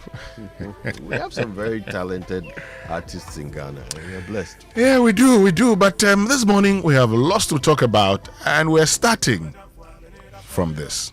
We sit down and hope that things will solve themselves. Things don't solve themselves. Okay, so when you talk about bringing people from wherever, presidents jumping in the gutter, and then instituting a monthly cleanup, it will never solve the problem. I made a point yesterday. Every city in the world that is clean is not clean by communal labor or by citizens. And every city in the world where communal labor is required is never clean. That's Kofi Bentil. Are we getting the approach wrong? By engaging in communal labor? Or you say, well, those cities may be different. We are also different. And our approach is communal labor. After all, we say we are because since we are, I am. Okay, so the Ubuntu spirit will continue that way. All of us will come out and come and clean. This morning, let's do this together. Because some of you have called for, making this a regular thing every month, even though there's already that. What that tells us is that we've not been, promoting that enough for people, so people have forgotten about that. Yeah. But must all of us come out to clean when we actually have laws and institutions tasked with ensuring that our environment is clean? Yeah, I'm very keen to hear people's views on this. I mean, the question we're asking is very simple. Like, is this the solution? Is this how to clean a city? Is it by doing regular communal cleaning exercises? The president described it as a symbolic exercise. And I guess that explains why when he was cleaning a gutter, everybody was standing around just watching. Because maybe it was just for the symbolism of it, not to actually clean the city. But could this be the way to clean the city? There are some who suggest that, look, it's about mindset. And that if there is a day set aside every month where we all come out and clean, what it's doing is that it's working on our mindset. It's telling us as a people that we have a responsibility to keep our environment clean. That's one way of looking at it. Another way of looking at it is that if you go to any city in the world where it is clean, they don't depend on communal labor. They depend on systems, municipal systems that work. And as a people, all they do is play their part in ensuring that the system works. So they are the first step in that municipal value chain. Okay. So, Kojo, I just found something. In November 2014, as a response to the 2014 cholera outbreak, we started the National Sanitation Day. Yeah. To be observed on the first Saturday of every month. And actually, let me just share with you, President Mahama, at the time, the first coming of Mahama, his speech. Fellow countrymen and women, we have witnessed severe incidents of cholera in our country, which resulted in the needless death of some of our compatriots. And some of our compatriots is a term that President Mahama likes to use, just like Akufo-Addo would do the fellow Ghanaians. The annual cycle of cholera outbreaks is linked to insanitary conditions and unacceptable socio-cultural habits coupled with an infrastructure deficits. Okay. Then, somewhere in 2021, there was the Operation Clean Your Frontage, introduced by then Greater Accra Regional Minister Henry Quartey under the Let's Make Accra Work agenda, which was officially launched by President Nana Addo Dankwa Akufo-Addo, then President, on the 22nd of October 2021 at the Independence Square. The initiative sought to make sanitation a shared responsibility by requiring households, businesses, and institutions to maintain the areas directly in front of their premises. Full implementation began on February 1, 2022. The reason I bring this is that check from 2014 till now, what has changed? Let's hear from you here on the Super Morning Show. Join us on X. Use the hashtag JoySMS. And on WhatsApp 055-1111-997. But already I've seen some of you sharing videos. So somebody shared a video of Bubuashi. It is Tuesday.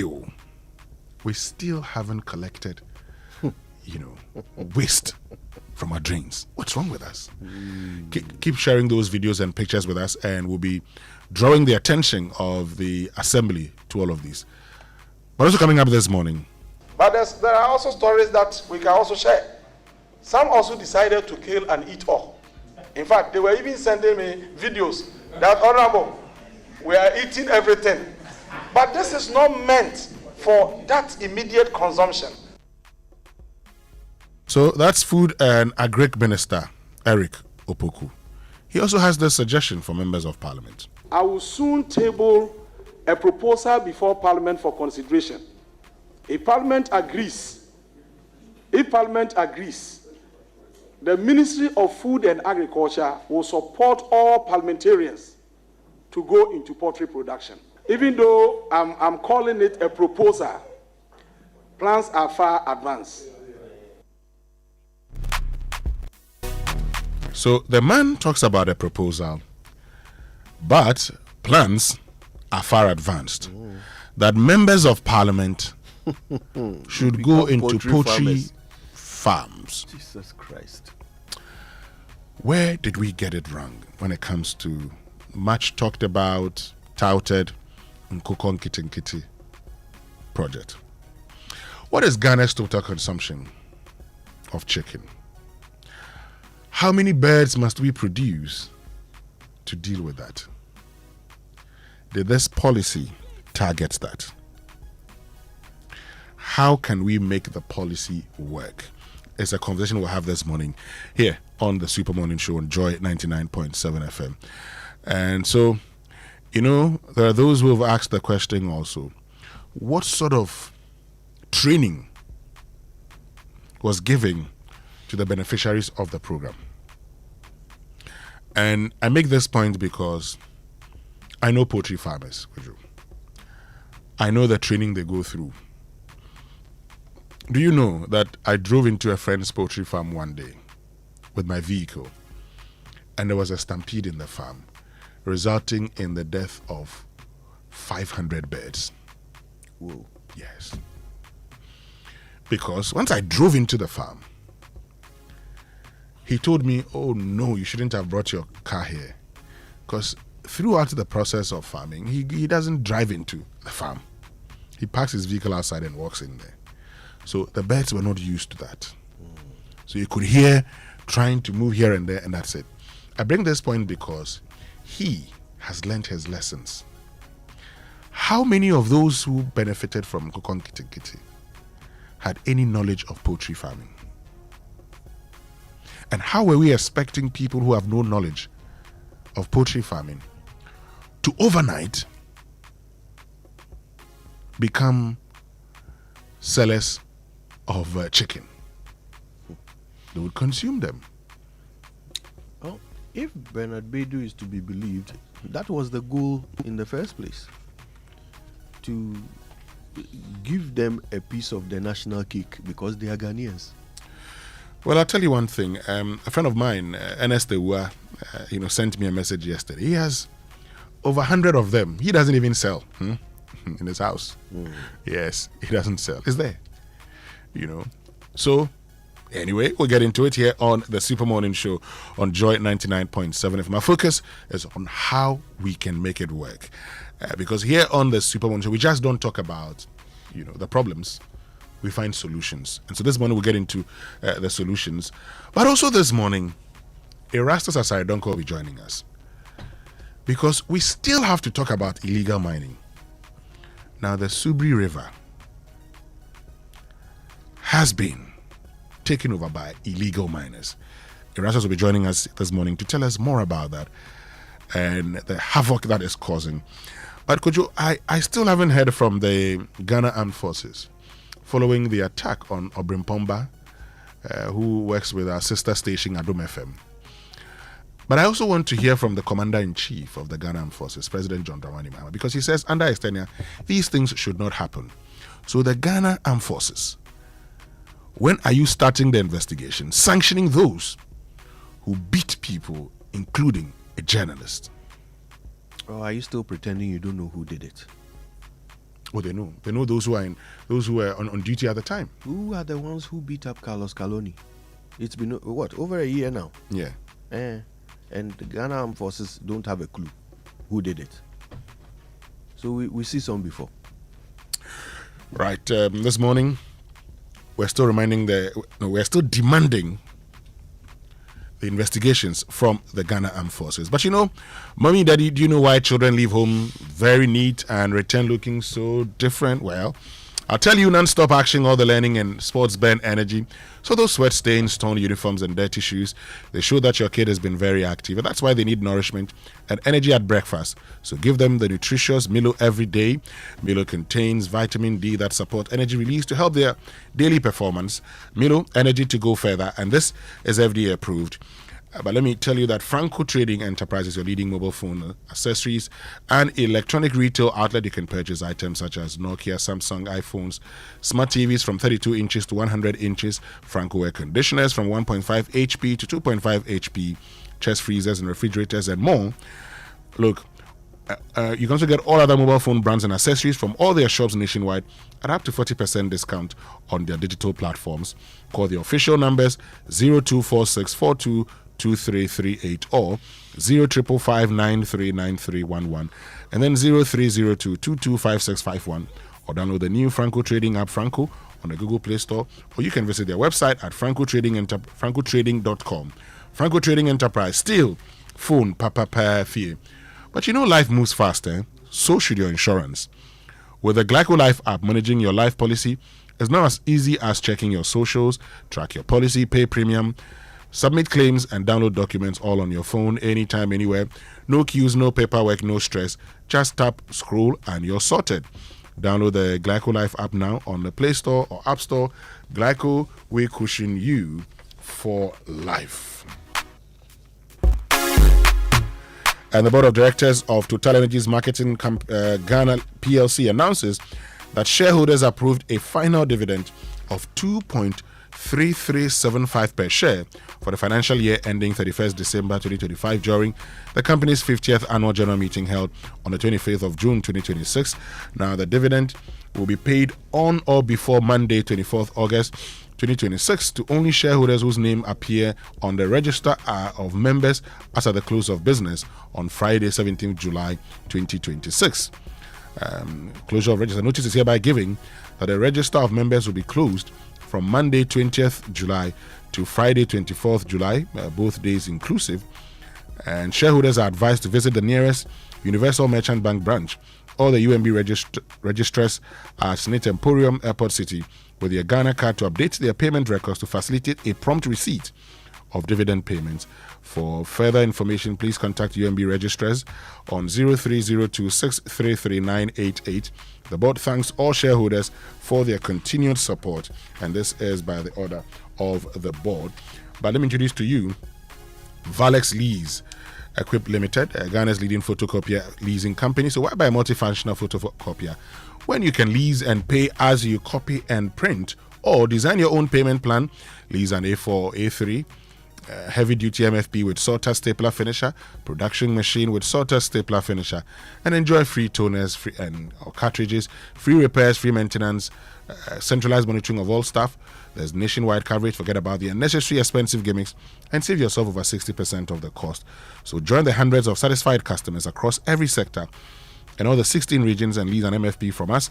Visit valexlease.com or call 0244 644 048 or 0535 208 661 and then 0208 603 312. Remember, Valex Lease is a wholly owned Ghanaian company. Terms and conditions apply. Valex Lease, affordable document management solutions. But Ghana, let's talk water tanks, and I'm sure by now you know the secrets to real water storage. Now, if your tank doesn't have the tortoise on it, then you know it's time to upgrade, because it's simple. That's Tortoise Tank, Syntex Tank, is the champion of water tanks. It's strong and durable and built to handle our Ghanaian weather. So rain or shine, Syntex Tank has your back. So go outside, check your tank. If it doesn't have the tortoise on it, then you know it's time to upgrade. Join the Syntex family today and enjoy water storage that's tough like a tortoise. Call 0244 335 168 to buy now, or find one of our 400 agents nationwide. You can also shop online at syntexgh.com. Syntex Tank, are you strong? Are you tough? You know, fraud doesn't wear a mask. So do you know why? Because fraud doesn't look suspicious anymore. It can sound polite, seem helpful, urgent, and can even appear to come from someone you trust. But the moment you're asked to share your PIN or one-time password OTP or click a suspicious link, that's your cue to stay alert. When in doubt, always pause, think, and verify. Shine your eyes and protect your accounts. Spot the fraud, stop the fraud. For assistance, call Omni Basic Bank on 0307 086 1000. Omni Basic Bank, not just another bank, okay? And they want you to be very, very careful so you are not a victim.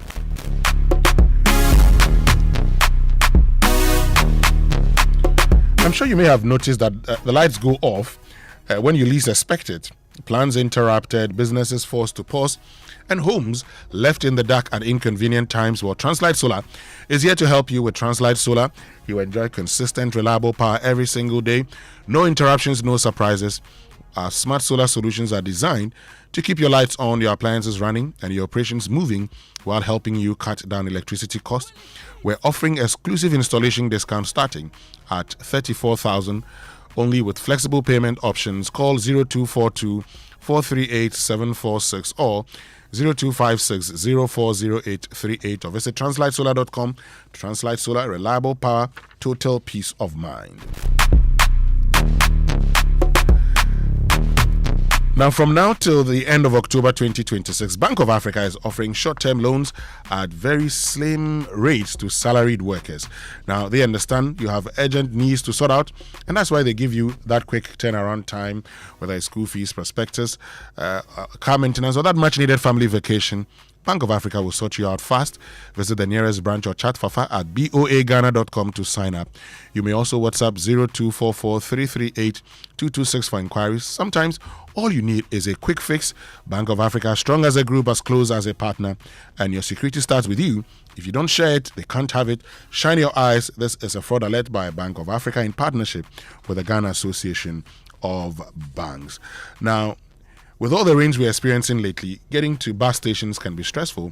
Flooded roads, long queues, and the uncertainty of travel can make an already difficult journey even harder. And that's why more travelers are choosing Oya Bus Ride, the app that puts you in control of your intercity travel. With the Oya Bus Ride, you can book your trip from your phone, choose your preferred seat, select your pickup location, track your journey, and even monitor driver behavior for added peace of mind.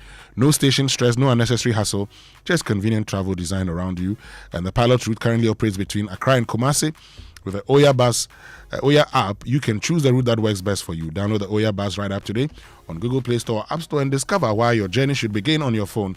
Oya Bus Ride, no giddy giddy. Oya, let's go.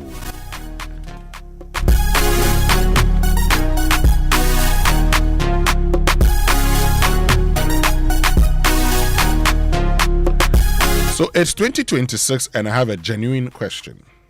Why are you still driving across town, letting annoying security men tell you where to park and joining a queue at the banking hall just to do something that takes 2 minutes on your phone?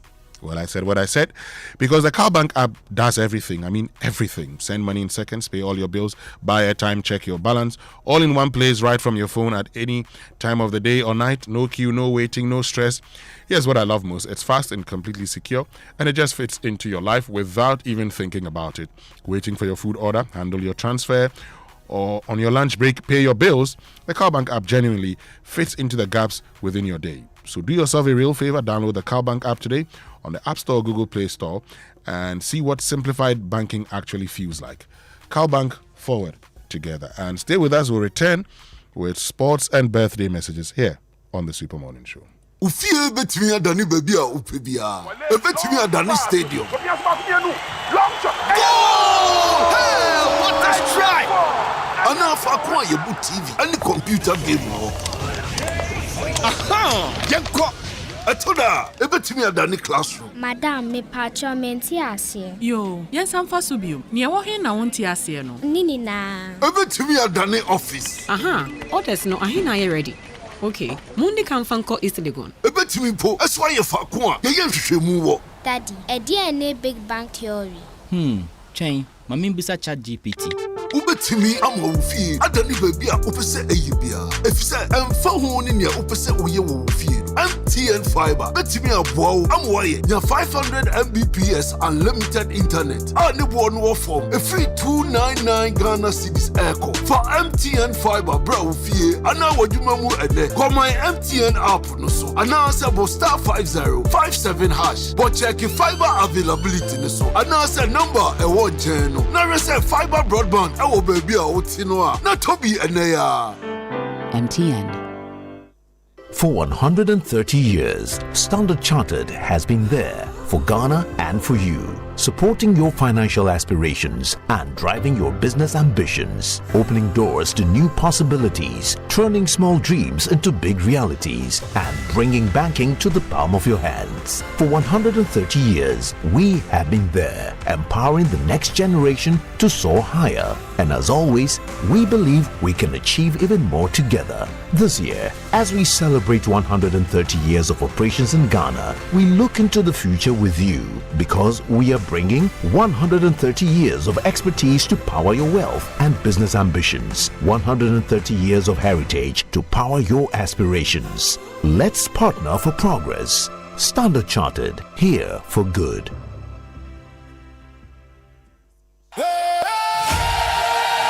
Ghana! The World Cup spirit is here. The rhythm of the game is calling, and Hisense is bringing the stadium heat right to your doorstep. We know football runs through your veins. Now, as we root for our very own Black Stars on the world stage, Hisense is taking the experience to the next level with exclusive World Cup promo offers that you simply can't miss. From 8th to 18th June, every goal and every celebration will feel legendary. Whether you are screaming "Goal!" from your bedroom, the office, or the lounge, our televisions and sound systems are built to capture the authentic stadium atmosphere for every football lover in Ghana. From sleek 32-inch smart TVs to mind-blowing 116-inch giant screens, pair them with powerful Hisense sound systems so you can hear every chant and whistle like you are sitting right in the stands. And check this out. We've joined forces with MTN Ghana and DSTV to bring you special World Cup packages. When you buy selected Hisense model, it's a total win for the fans. Visit any authorized Hisense showroom nationwide and discover these exciting World Cup offers for yourself. Hisense, everyday prices for everyday people.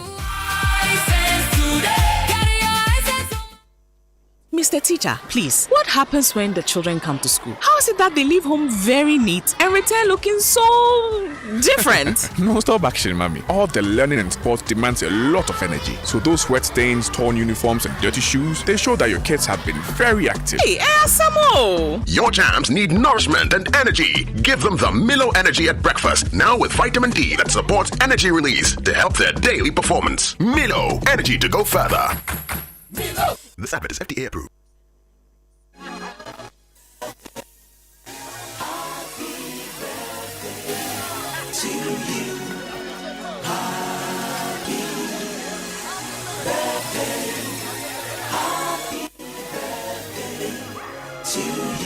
Welcome back. Time now for birthday messages here on the Super Morning Show, brought to us by MTN. Everywhere you go. And Bank of Africa, BOA Pay from Bank of Africa offers a hassle-free solution for fee collection and other payments. Call us or chat Fafa at boaghana.com for details. And Franco Trading Enterprise still phone Papa Fee. Yesterday was my big sister's birthday, and I couldn't do that. So belated happy birthday to you, Linda A.C. Amoah. From all of us, from Mummy, Edward, Rosalind, myself, and Dennis to you, we wish you God's blessings and protection. But also, happy birthday to Dr. Jerry Coleman of the Accra Medical Center and Akai House Hospital. May the Lord continue to bless you and use you to be a blessing to others. We love you, from your family as well as from Iggy, Sandra, and Nael to you. And I think I have a final one here, but Kojo, yes, you can come in. Yes, happy birthday to Pakwesi Mbiri Yankson. Let me also say a quick happy birthday to my dear friend Kingsley Adolfo of Echo Bank. It's also the birthday of Gabriela Tete, who is the younger sister of Hannah Tete. Okay. Gabby, happy birthday to you. This one says to Olivia Sarah Loga of Ghana Gas, happy birthday. God bless you and watch over you all the days of your life. And may the Lord crown your year with his bounty and your carts overflow with abundance. Psalm 65:11. We love you, from Aku Logan and the family. Then final one here. Happy birthday to Akom, aka Kobe. You are a community police officer at Artisanal Police MTTD. May today bring you fulfillment in everything you do, from your friend Philip at the Multimedia Group. Okay, let's get into the Sports Center now. It's proudly brought to us by MTN. Switch to MTN's eSIM. Download my MTN app to go seamless today.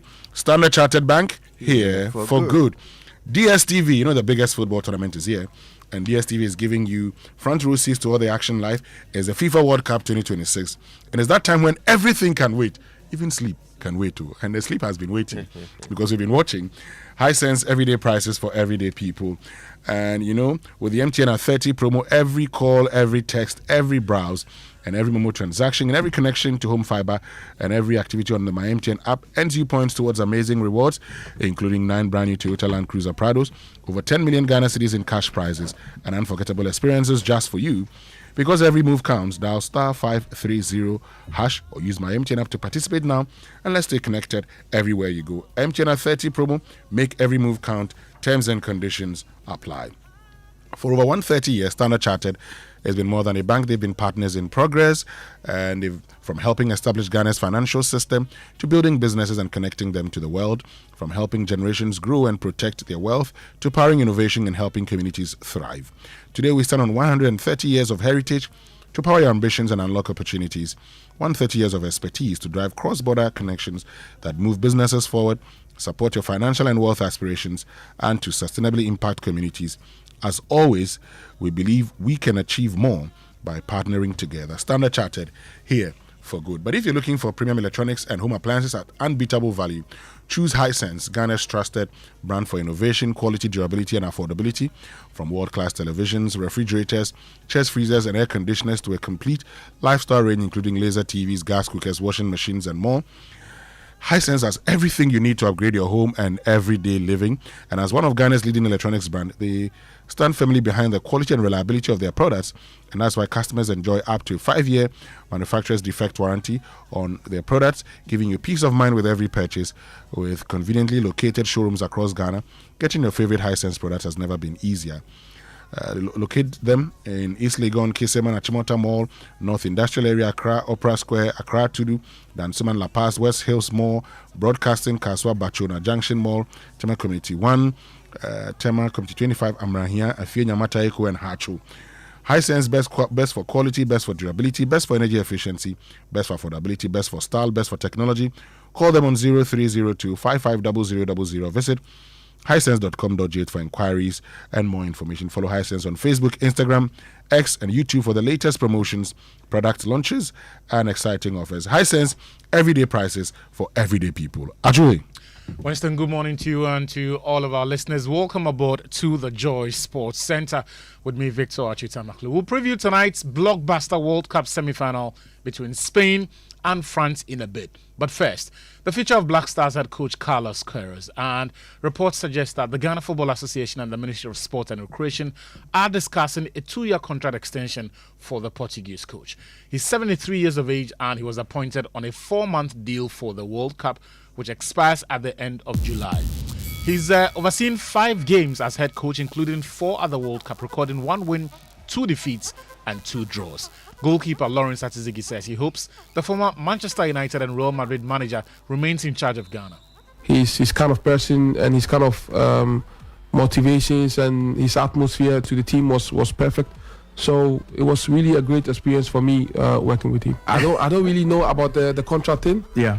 But I feel like he's a great coach, and yeah, as a player, I admire the way he coached us. I admire the way he brought this positive energy into the team.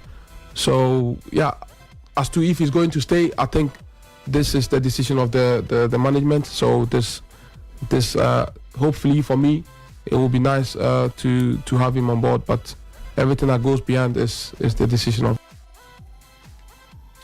Well, Atizigi and Benjamin Asare started 2 games each at the World Cup, with a decision to start Atizigi in the round of 32 dividing opinion and fueling suggestions of animosity between the pair. The Senegalan goalkeeper has now dismissed those reports and says he and the Hatsova goalkeeper formed rival camps within the team. I think these are maybe the narratives from the people, but I don't really think there's a camp of someone and a camp of someone. At the end of the day, we all wanted to make the country proud. We all representing the country. So yeah, there was nothing like this. It could be something someone heard, but yeah, we were together as a team, as a goalkeeping unit. So there was nothing like there was this camp or there was this camp. We were all together supporting each other to achieve a great thing for the country. Well, that was Black Stars goalkeeper Lawrence Atizigi was speaking on Sports EFM yesterday. Back to the future of Carlos Queiroz with the Black Stars. Enjoy Sports pundit Sicho Peachumfeli believes the Portuguese has done enough to be handed the role on a short-term basis. So for a long term, you don't think Carlos Queiroz is the man? Yeah. Obviously, it's not any young guy. He was 73. By the end of the 2 years that they are proposing, he'll be 75. But for the short term, I think he is, because the African qualifier starts very soon. And he knows the continent already. He's been here. He's been with the most high-pressure job, or the highest-pressure job on the continent, the Egyptian national team coach, and he's handled that. He took them all the way to the final. So he knows the African terrain. With time, and for me, what I liked about Carlos Queiroz was that he built a certain foundation on which he can improve the team. Absolutely. And one of the biggest problems the team had was defensive issues. He seemed to have found a way to deal with it. Now, if your team can defend well, then you have the base on which you can build other things. The time was too short for him to work out certain partnerships up front in midfield and what have you. But if he has a little more time, I think Carlos Queiroz could do a job with the Black Stars. So for you, it's for a the yes. short term. I think for me, yes, it's a yes. For the short term, I think it's a yes. Well, that was Joy Sports pundit Sicho Peachumfeli speaking on Sports Zone last night. Some fans also share their views on Queiroz's future and the team's performance at the World Cup. Come home, and then the boys are left on their own. So I do not blame the FA management for that matter, but rather it's a system failure. Well, because of hunger, food, that $5,000, $2,000, we export them. So we have to look at the system. It should be the system overhaul. Then we may get a result. The Black Stars issue, like the coach said, it's not on the pitch. The issue is from the technical team.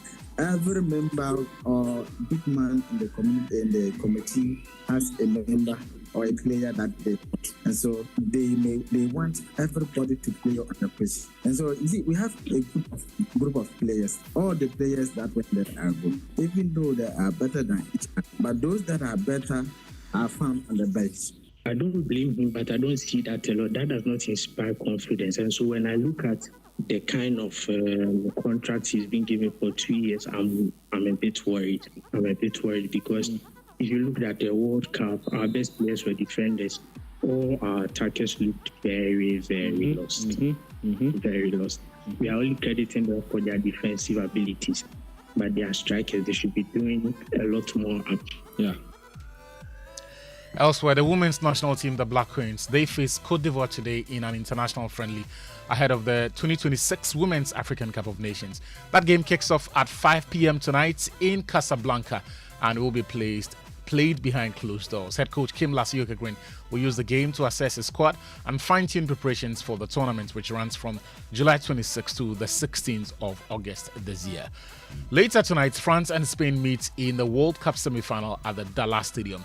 France have been dominant with Kylian Mbappe and Ousmane Dembele scoring a combined 13 goals and have booked their place with a 2-0 win over Morocco. Spain, meanwhile, needed late winners against Portugal and Belgium, with Mikel Merino proving the hero on both occasions. France are chasing a third straight World Cup final, a feat achieved by only West Germany among European nations. Spain are in the semis for just the third time in their history, having lifted the trophy in 2010 before failing to go beyond the round of 16 in the last two editions. Here's Lamine Yamal speaking ahead of the game. Bueno, gracias a todos por venir a mi cumpleaños y no sé, no he recibido muchos regalos tampoco. Well, thank you all for coming to my birthday, and I don't know. I haven't received many gifts either so far. I still have to see my family. But well, I would give myself, a victory tomorrow and being able to go to New York. Tengo que ver a mi familia aún. Pero bueno, yo a mí me regalaría pues una victoria mañana y poder ir a Nueva York. Our spin forward Lamine Yamal, his compatriot and new Chelsea head coach Xabi Alonso believes victory against France is possible. Because of the team, because of the energy that they transmit, because of the control they have on the games, we have many reasons to be optimistic. For sure, whatever will happen with France, it's gonna be a fantastic game to watch. So really looking forward to it. They have a great team, and I can see them winning this World Cup for sure. Now there's so many the English gentlemen around. They are hoping not to happen, but yeah, they play really good and they have a very strong team. That was a man who won the World Cup in 2010, South Africa with Spain, Xabi Alonso. That game is live on Joy Prime. The build-up starts at 6 p.m. and there'll be the live match itself an hour later. At 7 p.m., if you're not by a television set, you can also catch the live commentary on Joy 99.7 FM. The other semi-final is between Argentina and England, but the Three Lions have some camp issues to sort out before the game. Captain Harry Kane has dismissed talk of a rift in the squad, insisting there is a complete togetherness ahead of the game.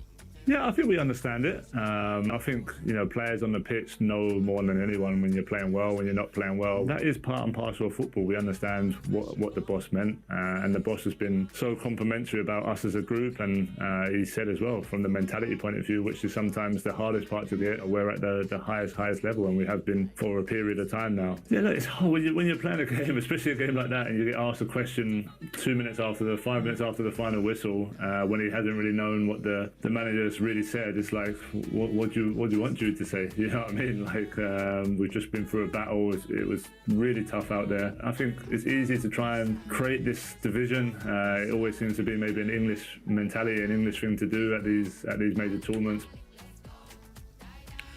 Harry Kane speaking ahead of that contest tomorrow on the subject of Thomas Tuchel and whether or not he's got a rift with midfielder Jude Bellingham. Well, Dutch football referee Rob Deperink has died weeks after he was dropped from officiating at the World Cup following a police investigation in the UK.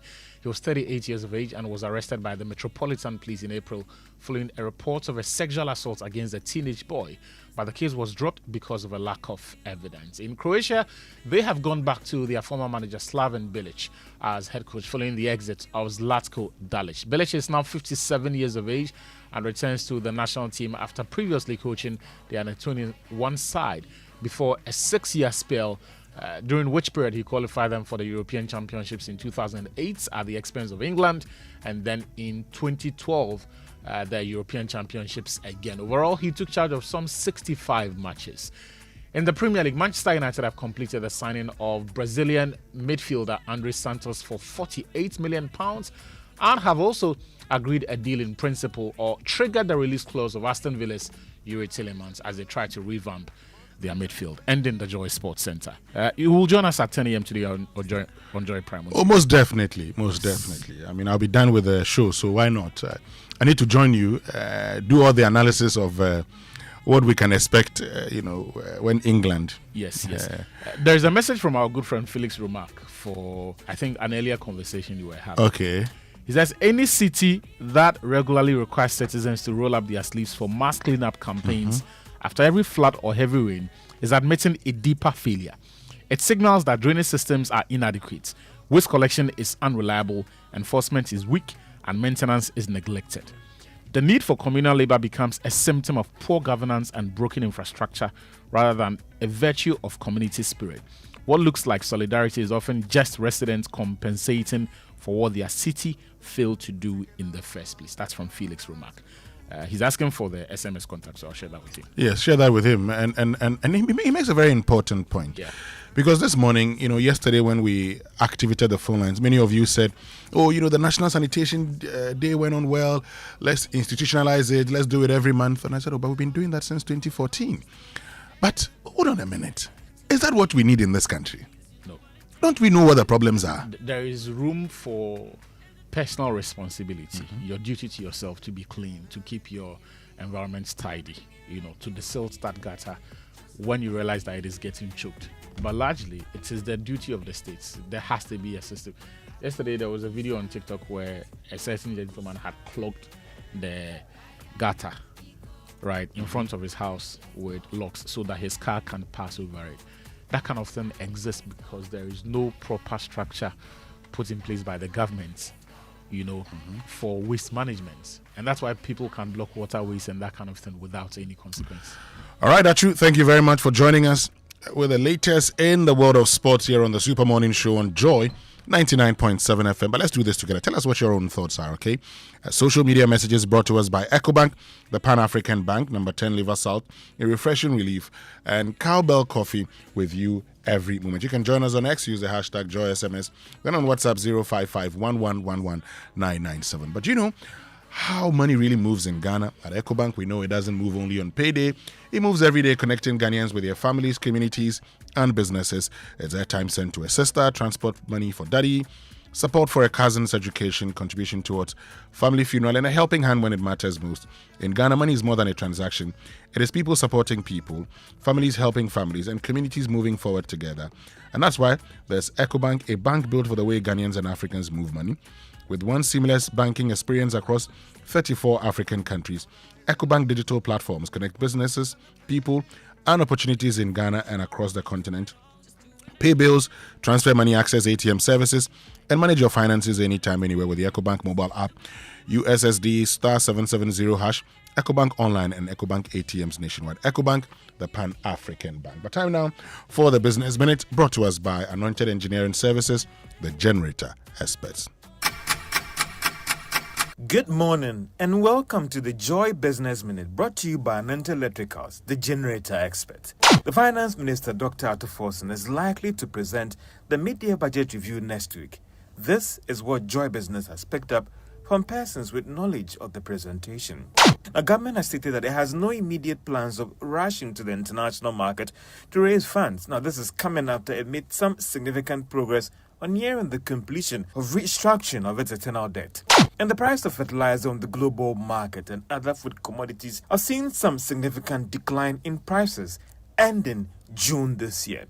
And that's all for the Joy Business Minute, brought to you by Anointed Electricals, the generator experts.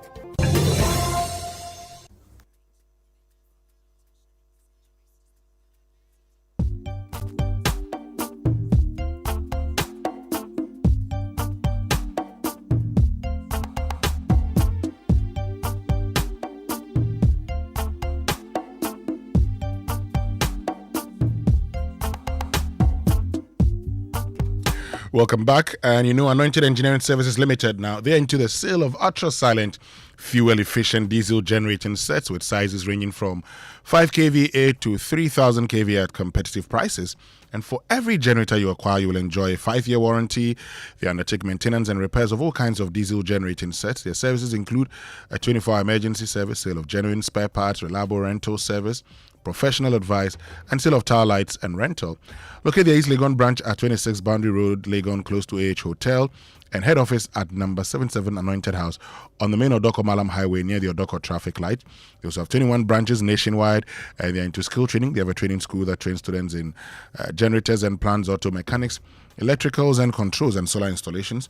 They offer 80% hands-on training and 20% theory. So call them on 0243 480 334 or 0246 423 534. Anointed, the generator experts. And on big stories this morning, brought to us by Telecel Connecting Energies, Lancaster University, Ghana, the only British university campus in West Africa, and Awake Natural Mineral Water, one for life. Our focus is on this. We sit down and hope that things will solve themselves. Things don't solve themselves, okay? So when you talk about bringing people from wherever, presidents jumping in the gutter, and then instituting a monthly cleanup, it will never solve the problem. I made a point yesterday. Every city in the world that is clean is not clean by communal labor or by citizens. And every city in the world where communal labor is required is never clean. Do we require communal labor to deal with our sanitation challenges? Or you say, let's copy from the best. The best simply would ensure the right things are done. And it starts from the home.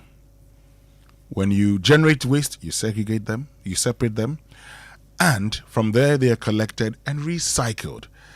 And Kojo, are these not things that we know? Are these not things that we've tried doing? And are these not things we can do? So, why are we reinventing the wheel? If I say this, they will say I'm insulting somebody. But honestly, if you are facing a problem and you know that others have solved it, but you are not solving it, what name should we call you? Tell me. I'd rather not. Okay. In the interest of politeness, I'd rather not. Please don't. So this morning, share your thoughts with us here on the Super Morning Show. Join us on X. Use the hashtag JoySMS. And then on WhatsApp, 055-1111-997. But look, travelers, the days of switching off your data when you travel are over. Telecel World Plus roaming bundles give you unmatched value and the best rates across up to 100 countries, including every country in Africa. No more landing in a new country and worrying about how to order a ride, find your hotel, navigate a new city, or stay in touch with family and friends. No more hunting for local SIM cards. No more fear of expensive roaming charges. With rates from just 0.09 pesos per megabyte and incredible value on voice and data, Telecel World Plus roaming bundles keep you connected from the moment you land. So whether you're traveling for business, on holiday, or following the excitement of the World Cup, you can stay connected with confidence wherever you go. So relax, don't worry about roaming costs, just do you. Dial *5959# or activate your bundle on the Telecel Play app today. Telecel, connecting energies. And you know, every day your body needs clean, refreshing water. And Awake water is carefully produced to keep you refreshed and hydrated, purified, refreshing, and purpose-driven. Through our One for Life campaign, we support people living with various cardiovascular diseases, where every bottle you drink, an amount, is donated to the National Cardiothoracic Center, Kolebu Teaching Hospital. Drink water, drink Awake, proudly produced by Kasaprekun PLC, Awake Purified Drinking Water, One for Life. Drink water, drink Awake, and is available nationwide. This is FDA approved. But also coming up this morning, we'll be talking about... But there are also stories that we can also share. Some also decided to kill and eat all. In fact, they were even sending me videos that, honorable, we are eating everything. But this is not meant for that immediate consumption. Nkoko, Nkitinkiti, how do we ensure that a policy believed or designed to help reduce Ghana's importation of frozen chicken succeeds? What must be done? How do we, train people not to consume them, but sell them? This morning, that's our focus here on the Super Morning Show. We'll be joined by a former president of the Ghana Poultry Farmers Association. He would help us understand what the challenges are within the poultry industry and what should have been done to deal with these challenges. Okay, we've talked about how you should just give it to people who are already into poultry farming with the expectation that having learned their lessons, they'll do the right things. But Kojo, before we continue also, this morning, you know that our friends from the Ghana Revenue Authority will be joining us. Oh, yes. From the Customs Division. So all of you who are thinking of importing or exporting, and you don't know how to go about it, you're always concerned, I don't know what to do, and there are so many problems, stay here. We're going to be addressing all the problems. The team from the Ghana Revenue Authority, Customs Division, are joining us here on the Super Morning Show. We'll also be talking about illegal mining Galamsey, the Subri River.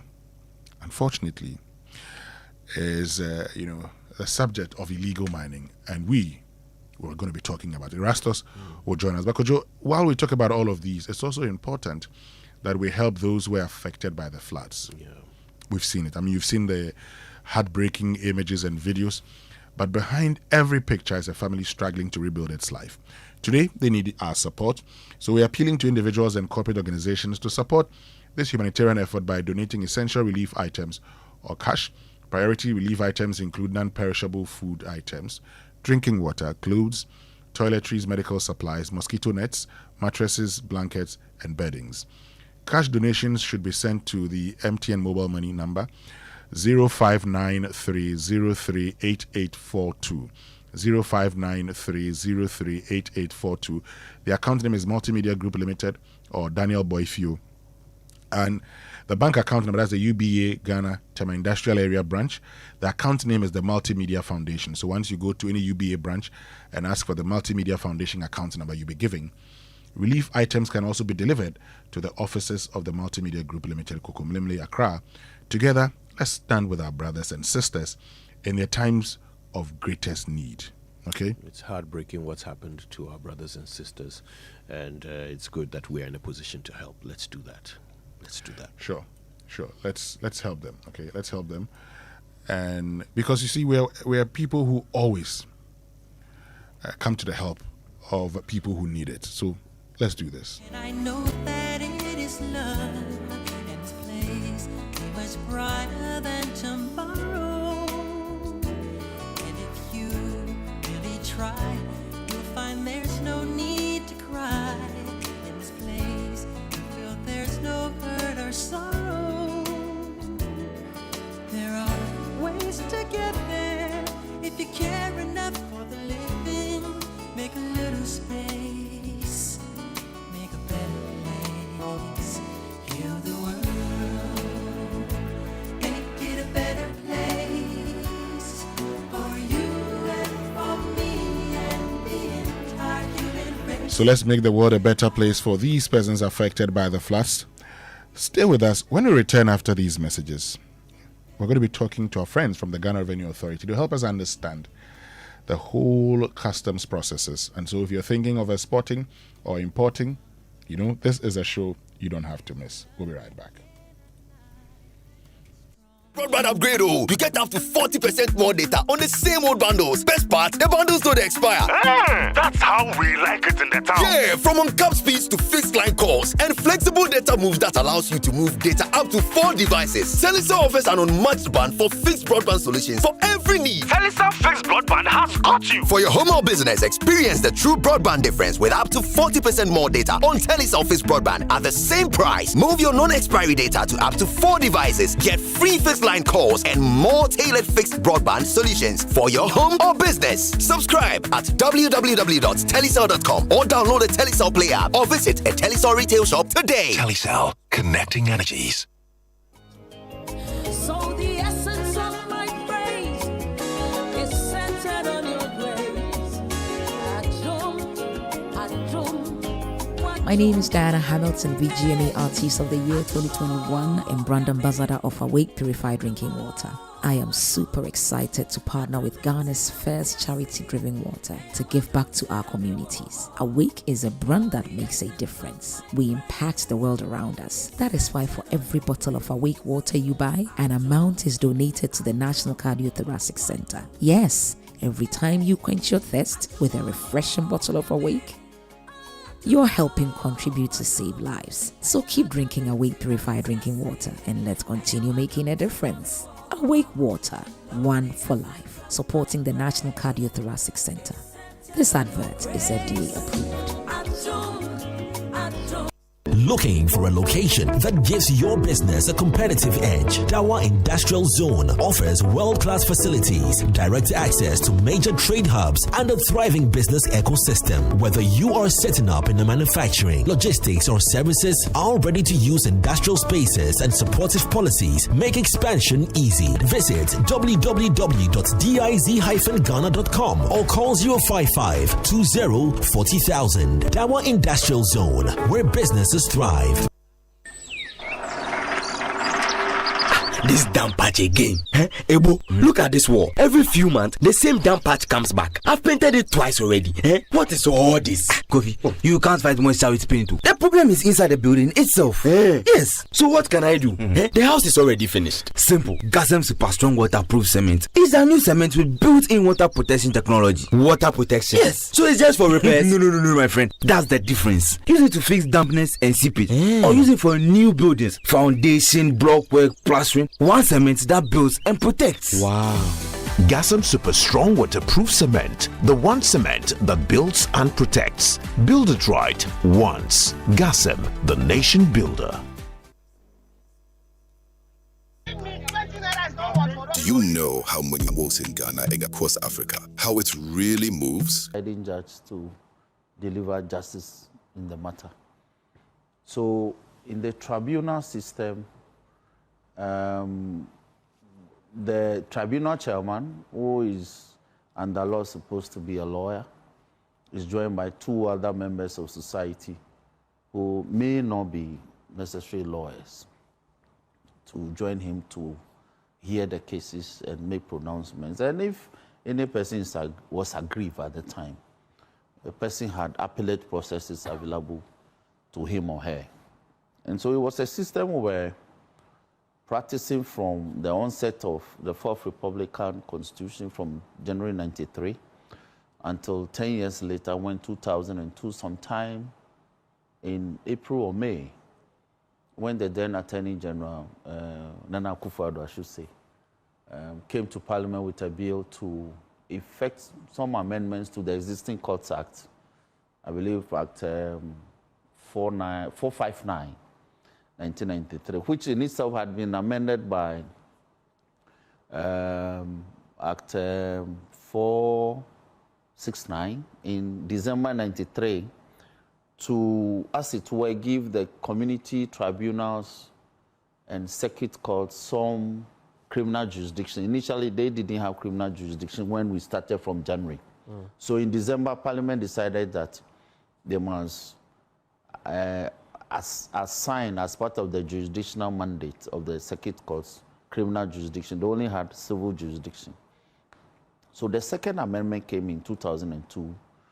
And so what the government did was to practically prescribe the community tribunal system. So they prescribed the circuit tribunals as well as the community tribunals and established what they call the lower courts, properly so called. So they established the circuit courts, manned by circuit judges.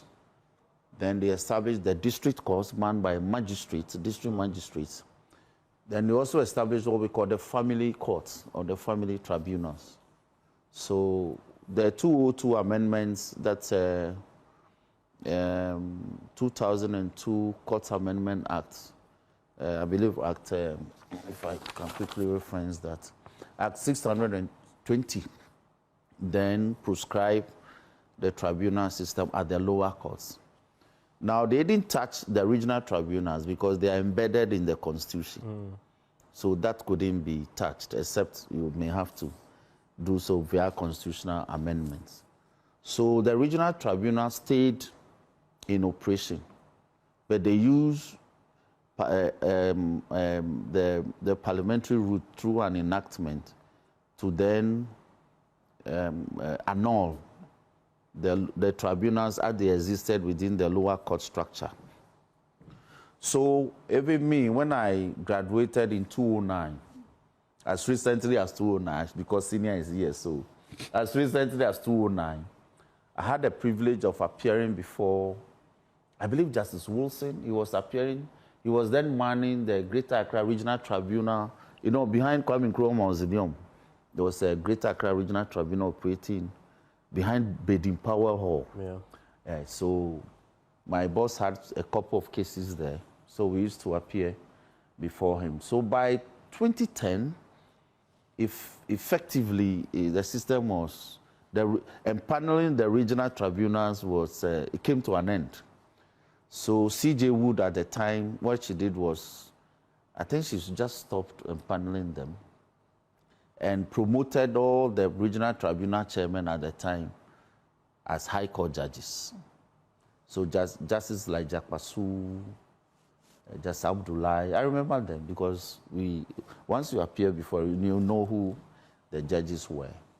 So effectively from about 2010, the regional tribunals too died, even though the Constitution, they sit in the Constitution as part of a court structure that ought to be operationalized. So, but here is the issue.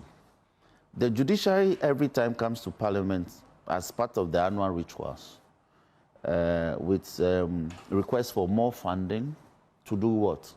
To establish more courts, to build more courthouses. And in order to justify that, they're able to give you statistics. So they tell you that they have about 10,000 cases pending before the circuit courts, maybe criminal cases under prosecution, civil cases, maybe about 15,000, district courts about 20,000, the high courts maybe 12,000. So the picture, and they give you all the statistics at the various tiers of the justice delivery system. So the picture that's painted to Parliament is that they are inundated with work. Okay, so what do? We thought through. Even in opposition, we're thinking that the CJ has the power to establish more courts and open more courts. But in opening courts, it became based on request and availability of resources.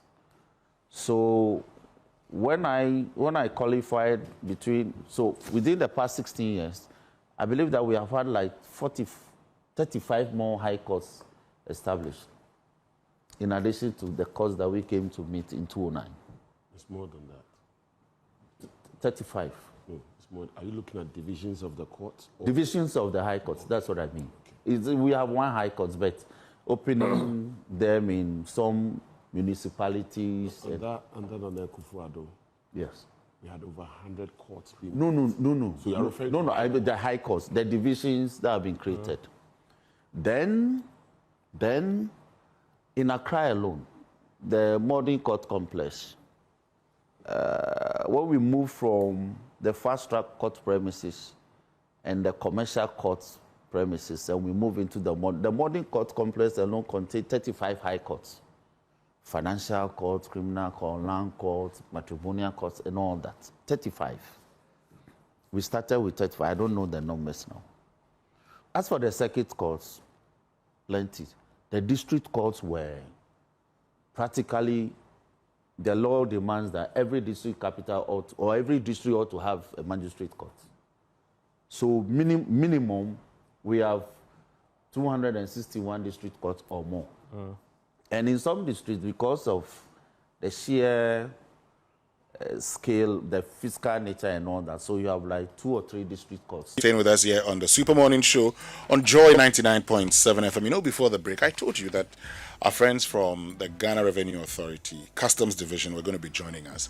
And this morning, Desmond Selom Akbaku, who is a Senior Revenue Officer, Customs Technical Services Bureau, GRA, and Quinsta Irabna Ando Edu, also a Senior Revenue Officer, Customs Technical Services Bureau, GRA, have all joined us in studio.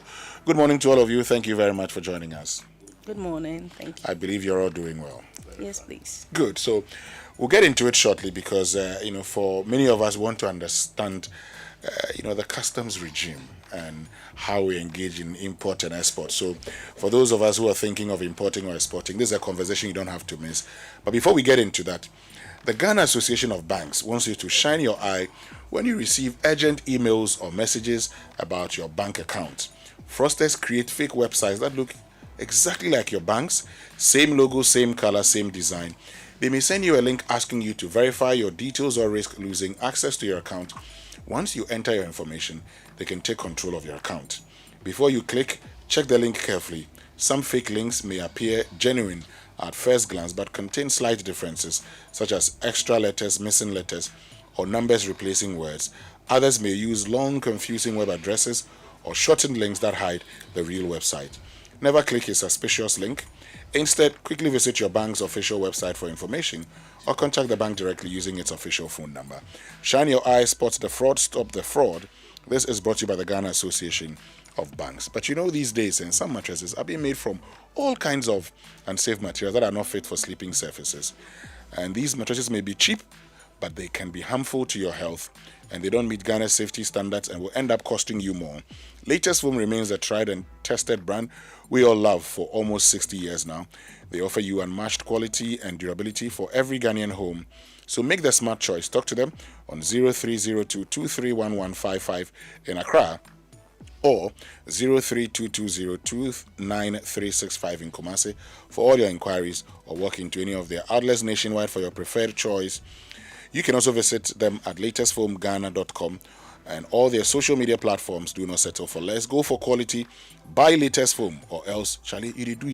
Latest Foam is your partner for life. But if you're an importer or exporter, this conversation here, and you're looking to improve your global trade experience, well, we know that trade financing comes with its complexities, but at CBG, we believe that doing business should always be hassle-free with CBG's trade solutions. Your trade financing challenges will be an issue of the past. Take advantage of their trade solutions and expand your international trade transactions while building a good credit history. For inquiries, call them on 0302-216-000. Email them at talktous@cbg.com.gh or visit any of their social media handles on Facebook, Instagram, and X, formerly Twitter. Terms and conditions apply. CBG, We stand with you. Okay, so let's start the conversation now. Desmond Selom Akpaku is Senior Revenue Officer, Customs Technical Services Bureau, GRA, and Quinsta Rabnando Edu, also Senior Revenue Officer, Customs Technical Services Bureau, GRA. Let's start with, the primary role of the Customs Division of the Ghana Revenue Authority. Thank you so much. So the Customs the Customs Division of the Ghana Revenue Authority has the core mandates of 1, mobilizing revenue for national development. And to do that, we collect taxes, duties, penalties, and levies on imports and then exports, which is deposited into the consolidated fund, unless it is otherwise specified by government. In addition to that, we also facilitate legitimate trade. Trade facilitation talks about standardizing our trade processes and procedures, so that it can reduce the time and then the cost of doing business. So we are trying to, it is our mandate to make sure that our importers and then our stakeholders don't incur so much cost in doing their business. So we are to standardize and then simplify our trade processes and procedures so that in the effect can be felt when they go to the port. It will make them clear their goods faster and simpler. And then in doing that, when we talk about legitimizing trade, in international trade, we have 2 forms of goods that come into the country. We have the restricted and then the prohibited goods. So in order not to allow the import of such prohibited goods, that is why we facilitate legitimate international trade. Yes. When you say you standardize trade, you facilitate, how do you do these things? So to ensure transparency in our trade processes and procedures, we provide certain laid out rules and regulations upon which that is what every importer or exporter is supposed to follow. And to be able to standardize trade processes and procedures, Customs or GRA has adopted the ICT culture. So through that, we are able to remove all those human interferences and all those delays or roadblocks that will affect the duties and then the clearance process. So standardizing means putting in measures and then all those processes, and that is where we have the regimes and then the CPCs or the customs procedure codes that are used to when it comes to the clearance of goods. Okay. Yeah. Talking about the regimes, kindly take us through the customs regimes. Okay. So when we talk about regimes, we are talking about the processes and procedures that are applied in the clearance of goods. So when when an importer imports goods into the country, you are supposed to declare your intent behind the goods that you have imported, and that is where the regimes come in. So the regimes, they come in 2 forms. We have one that is direct or non-suspended regimes, and then we have the suspense regimes. The direct regimes, it means that the goods that the person is importing is meant for home consumption, and duties have been paid on the goods fully, or maybe the goods are meant for export to another country. But when we talk about suspense regimes, here duties are suspended. Duties and taxes are not paid immediately on the goods because maybe the goods are not meant for immediate consumption. So the importer has the right to keep the goods either in a warehouse or send it to a free zone enclave, or maybe they are keeping the goods maybe for temporary. Maybe the goods were imported temporarily, and then they will be later re-exported back to the country of exportation. So the suspense regime allows the importer to keep the goods without payment of duty, and duties are paid as and when there's consumption. So no consumption, no duty Hold payment. on a minute. So if I bring in goods and I say, okay, these goods are not for immediate usage or consumption, I probably thinking of using it, say, in 6 months or a year's time. You can grant me the suspense. So the suspense regime. So that is where we have the warehousing. We have the which allows you to keep the goods in a warehouse, but those warehouses must be licensed and approved by the Commissioner General. Is that why we see customs bonded warehouses? Yes, that is where we see the customs bonded warehouse. And then the same way, there are certain goods that come into the country, but they are not meant to be used in Ghana. That is the transit regime, which because of certain countries in Africa, because of their nature, they are landlocked. They don't have the seaport, and we know air shipment is very expensive. So we have that international regime that allows goods to be imported into Ghana and then removed or moved through Ghana to those countries which are landlocked. So they move them through approved routes, through approved exit points, and because of the revenue importance, we have these regimes. We have maximum customs control over them because we are more interested in the revenue. So we have maximum control because the warehouse like this, we have resident officers, we have a key. We have the warehouse locked under key, and then we have other control measures like placing of tracking devices and all those things on those to ensure that the goods are not diverted. I mean, let's explain the warehousing of goods in detail. Yes, Rabina. Yes. So, with what he was trying to explain, with the regimes, we have two, like he was rightly saying, the direct and then the suspense. The direct here means that the basic understanding of the payment of taxes here refers to that we only pay tax at the point of consumption. So at the direct point, or let's say the direct regime, it means the person has the intent or is clearing the things for usage. So it's going to be used, then duty has to be paid. Under the suspense, duty is deferred because it is not going to be readily used. That is why there is a bond element, what he's trying to explain. And we are, even though it's not going to be used now, we have to follow so that it doesn't end up like you lying to us and then you tell us it's going to be in the warehouse and then eventually it finds its way into the market. You make profit out of it, but you've not paid anything for it, which becomes illegal. So what customs does is that we have to make sure that we keep an eye on the goods that had come into the system. Where I say system here, Ghana, the goods that have come in, and monitor it. And by monitoring, there are certain things that we do. That was what he was trying to explain. We make sure the warehouse that you are going to keep the things are licensed.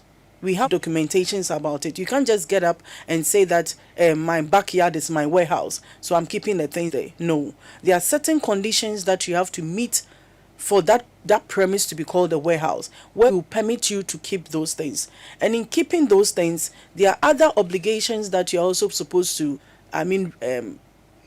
meet, exactly. So these obligations are, let's have a fair play here. Let's have a 50-50 deal here. You are telling me you are going to warehouse the goods. What happens if it finds its way into the market? Has the government lost? No. So there's a bond element to it. You have to bond the goods in there, and the bond is supposed to be at least equivalent to the cost or the tax that was supposed to be paid for the items if it was for direct consumption. And then there are other collaterals, if for lack of a better word, things we take as collateral to also secure if in case something happens to the goods there. Because like he said, with the first primary functions, we are supposed to have a certain fair ground for everyone. Someone can come and pay duty, and you come and tell us that because we permit warehousing, you warehouse the thing and you don't pay duties for it. What if I decide, for instance, that even though I'm not going to consume now, I still want to go ahead and pay the duty?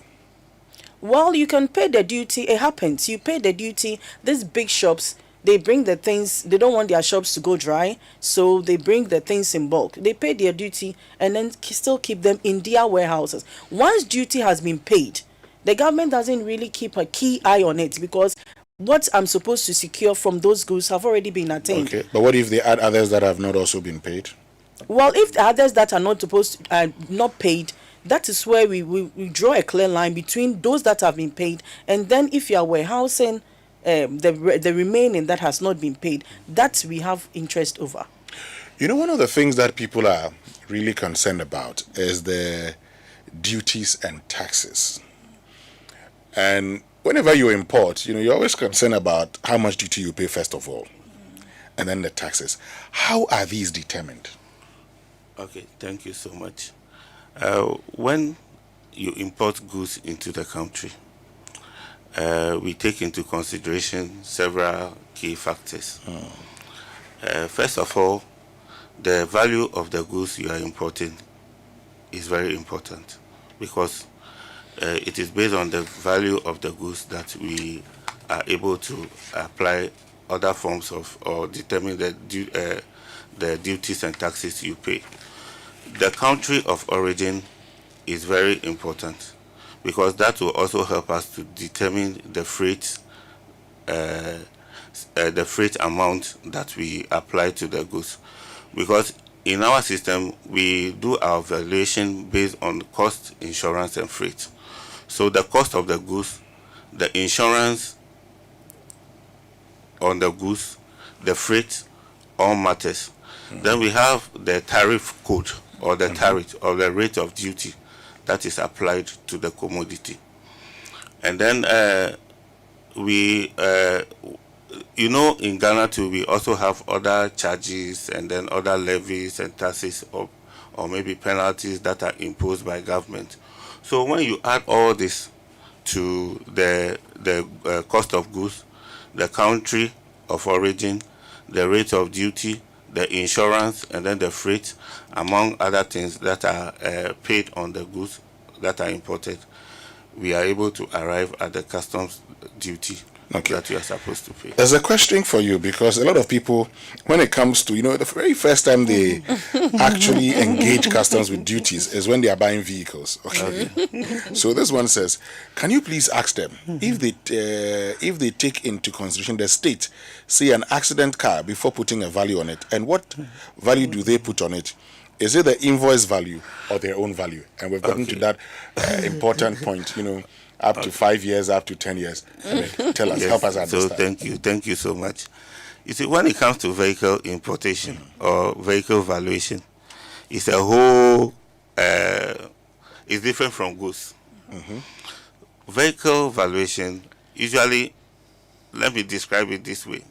You see, let's take that my colleague here, Winston, is a manufacturer of vehicles. So when she manufactures the vehicle and put it out for sale, the first price, what we call the manufacturer's retail selling price of the home delivery value, the price that the vehicle was first sold at, that becomes the actual price of the vehicle. So that is what will be depreciated, whether it is 5 years, 10 years, or 20 years. So because of that manufacturer's retail selling price, it doesn't matter whether you go outside and the car was bought at $2,000, $1,500, or even if you were gifted the vehicle. Not even if it's accidental? Whether it is accident or not. Because that price has been fixed on the vehicle. Let's do this analysis. Let's say the manufacturer's retail selling price is 100,000. Yes, 100,000. Okay. then it is, say, a 2018 vehicle. So it's 8 years now. Yes. How are you going to calculate the value based on which you slap the duties? Okay, so that is why we have the depreciation. So if it is 0 to 6 months, there's no depreciation. Then we have after 6 to 1 and 1.5 years. That one also comes. So till we depreciate till it is, let's say, 50%. That is if over 10 years. You get it. That is how come you are able to. Over 10 years you pay a penalty because you're not supposed to bring. Yeah, you are not supposed to bring An overage vehicle because you pay penalties on it. So based on all that is how come maybe yours will be 2018, the same vehicle model or make of the vehicle. Yours is 2018. You are likely to pay more duty than someone whose age is lower because the depreciation is graduated. So from 0 to 6 months, you don't pay any. There's no disc or depreciation. Then after 1 to 6 months to 1.5 years, there's another distance. So based on that, we are able to depreciate the manufacturer's retail selling price and then arrive at the duty that you are supposed to pay. So it doesn't matter whether the goods was whether the vehicle was given to you, whether it was accidented or not. Once there is a price placed on the vehicle, you have to. That is what we use. Okay, interesting. Let's move on. But at this point, I want us to know, what the customs risk channels are and their meanings. So, with regards to the risk channels, when the goods come in or the consignments come in, and duty has been paid, there's an assessment in which he rightly said, we look at certain things to arrive at the taxes that we say slap on the items or the consignment. One of them, he said, was the origin, where it's coming from. After perusing all this, and then you realize that this kind of consignment that is coming, we suspect something with it. That's how come we come with our risk channels. So we have the red, we have the yellow, we have the green. The red here means that there's going to be an examination on it, and by examination we say that it's going to be it's going to be a mandatory physical examination. Okay. Where physical examination means at the port or the approved routes or means in which the goods are getting into the country, you are going to have a mandatory physical examination. And here, what it means is that, like some people say, or everyone knows, and they say that, quote unquote, and I'm called customs, we do port, and go from, and you get it. That is the examination. We suspect something. When we scan and we pick something up, we have to do an examination. And the red, once it's tagged as red, it's a mandatory examination for. And then when we say the yellow channel means that your goods are just going to be scanned electronically. It's not going to be opened. And then we have the green channel. The green channel, there are some goods we call rush goods. Example, like the bullions, like the ammunitions, like the rounds. These are rush goods. You can't, day-old chicks, vaccines and things like that. You can't equally come to the port and then open the container and then examine them, because remember that some of them need a certain temperature to be viable. So those goods, they come, and then once we scan, then the green tool goes for people who have been able to, over the years, attain a certain credible status. Okay. So then they go through all of that. So those are the channels. And then we have the blue, the blue channel, which is meant for authorized economic operators. Okay. So they are people that have been seen to be very compliant over the years after customs investigations. And then finally, what are some of the offenses under the customs laws? Okay. So customs, there are so many offenses. One, under invoicing, misdescription, smuggling, over invoicing over invoicing, under declaration. All these are offenses when it comes to customs laws. Someone will even ask, why would over-invoicing or overvaluation be an offense? Because I have decided to inflate my price and then pay high duty. So how come you even arrest me for over-invoicing? This over-invoicing, you know, we have companies in Ghana that have their subsidiary or mother companies outside, or even people who import. You know, because they have made so much profit in Ghana, because they want to transfer the money outside the transfer country. Pricing, yeah. Yes, so they will inflate the price so that they will be able to transfer that money outside. So they don't pay taxes. Yes, when it comes to the domestic tax, so they will also avoid. Unit, yeah. So all these are offenses when it comes to customs. All right, it's been great having you, Desmond Selomakpaku, who's Senior Revenue Officer, Customs Technical Services Bureau at GRA and Queensta, Irabna, and Doedu. Senior Revenue Officer, Customs Technical Service Bureau. Thank you very, very much for joining us this morning. We are very grateful. We now understand why we must pay our duties and how you calculate them. So next time, we import or export, we will not complain too much. All right, thank you very much. Stay with us. When we return after these messages, our focus is on national sanitation or cleanup exercises. Do we need communal cleanup? Or you say, look, those in charge know what to do. They should just do it and spare the citizens. We'll be right back after these.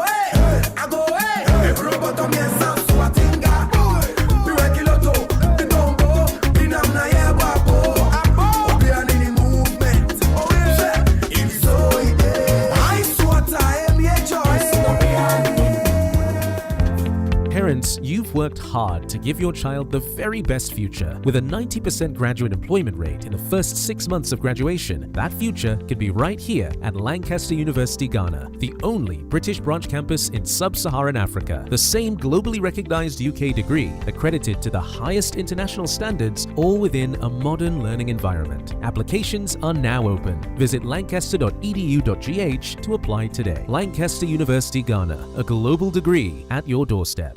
What God has prepared for this moment cannot be put into words. Greater Works 2026. Speaking, Pastor Matthew Ashimolowo, Bishop Tudor Bismarck, Bishop Mike Okonko, Pastor Paul Adefarasin, and our conference host, Pastor Mensa Otabil. Date, Monday the 3rd of August to Friday the 7th of August 2026. Morning sessions, Tuesday to Friday. Time, 9 a.m. Evening sessions, Monday to Friday. Time, 5 p.m. each night. Venue, ICGC Christ Temple East. Special song ministrations by Joe Metal, Once More 6, Nathaniel Bassi, Dunsin Oyekan, and ICGC Mass Choirs and Dramatic Arts. Buses will be available at strategic locations across the city. For more details, visit gwcentral.org. Greater Works 2026. It's coming down. This football season, for only 100 Ghana cedis per, your mom will 4 pieces of chicken, 2 crispy tenders, large chips. Time of giving and starting. Grab yours today and enjoy the taste of football season with KFC, proud official meal partner of Ghana football. KFC Ghana is finger licking good. When I wake up in the morning, I brush my teeth with Kale Charcoal toothpaste. This gives me confidence all day. Anytime you meet Amma, don't be surprised I smile showing my beautiful white teeth because I don't have cavity thanks to Kale Charcoal toothpaste for its natural charcoal properties. In fact, we are like twins. I can't go without my Kale Charcoal toothpaste. That be why I dey use Kale Charcoal toothpaste morning and night when I dey go bed safe. It dey make my teeth white where it dey comot every scent from my mouth inside. My confidence level they go up, so I dey show my 32 teeth all. Introducing the Kale Charcoal Toothpaste, formulated with activated bamboo charcoal powder, ensures whiter teeth and removes bad breath. The strong natural property of the activated bamboo charcoal removes bacteria, absorbs surface stains on our teeth caused by coffee, wines, and tobacco. Welcome, Kale Charcoal Toothpaste. Kale Charcoal Toothpaste, Sankofa Yenchi. Kel, happy smile. This advert is FDA approved. Goal rush season at Compute Ghana. The ultimate football season is here. The crowd, the cheers, the vuvuzelas are active. This World Cup season, the match isn't just on the pitch. Bring it home. Now is the time to buy your crystal clear televisions, powerful soundbars, and home theaters, laptops, phones, and projectors at unbeatable prices. This isn't just discount sales. Spend $1,000 cities or more, and you are in the raffle to win a 100-inch 4K TV, phones, laptops, and more. Rush now to any Compute Ghana showroom or shop at ComputeGhana.com. Call 0302-752020 or WhatsApp 0243-143-143. Compute Ghana Go Rush Season, the ultimate football experience. Morning time, the pot is ready. Mama cook it nice and steady. Call your people, call your crew. Oba spaghetti made for you. Come chop, come chop. Everybody chop. Oba on my table. We know This advert is FDA approved. Every deal's a goal! Every deal's a goal! Malcolm! Malcolm! Every deal's a goal! Ladies and gentlemen, the Malcolm kickoff sale is here! Go, go, go! Spend 800 Ghana cedis or more and stand a chance to win every week. Shop, save, score at Malcolm. 3 brand new cars to drive away. 5 giant 98-inch TVs. 4 Samsung Galaxy Fold 7s. 4 Archias BS fridges. Go, go, go! 10 LG sound bars and 40,000 Ghana cedis worth of vouchers from June 8th to July 19th, 2026. The savings are massive, the prizes are huge, and the winners could be you. Malcolm, Malcolm, every deal's a goal.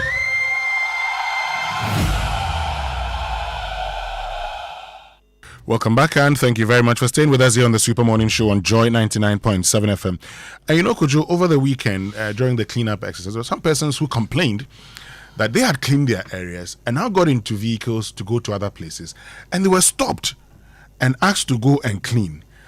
And they were finding out, is this legal? Okay, we heard you, and we want to, answer that question. Samson Ladi Anyanini is host of Newsfile and a private legal practitioner. He's joined us. Okay, I think we've lost, we don't have Samson on the line. We'll try and get Samson on the line and ask him a very simple question, okay, whether this is justified. Because, yes, we're cleaning. I have cleaned my frontage. I'm moving on. And then what happens? So we'll be getting in touch with Samson shortly here on the Super Morning Show. Right after that, we'll be activating the phone lines also to have your thoughts. Okay, let's get back to the conversation with Samson now. Samson, good morning, and thank you very much for joining us. Morning, Winston. So over the weekend, we saw some people, who were stopped. They were in, public transport, trotro, going to wherever they were going, and they were stopped and forced to clean. Samson, help us understand whether legally that was justified. For starters, no. Generally, that will amount to abusing those individuals, because this is supposed to be voluntary, even though the president's command was that this is a mandatory exercise.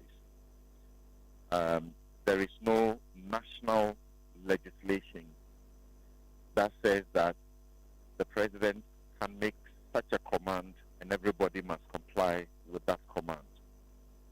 So unless in a specific assembly they have bylaws requiring such an exercise and the individual is violating those bylaws. So unless you are shown that for a specific there is this particular bylaw that was invoked for the exercise, it would be completely wrong. When you say even though the president said it should be mandatory, now if the president says this should be mandatory, isn't that enough to? We're in a democracy. The president's word is not law. Okay, so in effect, if the president wanted it to be mandatory, then it should be by a law and not by a directive through a statement. Right. I don't know why anybody will not want to be part of such an exercise where it is important for all of us and for our sanity and for our health. But if an individual decides that they are not doing so, you can only persuade them and not seek to force them. And as I said, unless you are invoking a specific assembly bylaw, you will go against the law. Yes, I have heard somebody, either the minister for the sector, suggest that the president's word is law. He's wrong. Absolutely, completely wrong. The president is under the Constitution of this republic, and the Constitution of this republic is very clear in chapter 5 that we are all equal before the law. That is the system we operate. But because the president has been voted to become sort of the chief servant, he has been given some privileges to allow him to do his work. Those privileges do not include him speaking or saying things or giving commands, and those commands taking the character of law, unless the parliament of this republic has translated them into law. There is some amount of law, so to speak, that the president is allowed, which is called an executive instrument. That can also be done.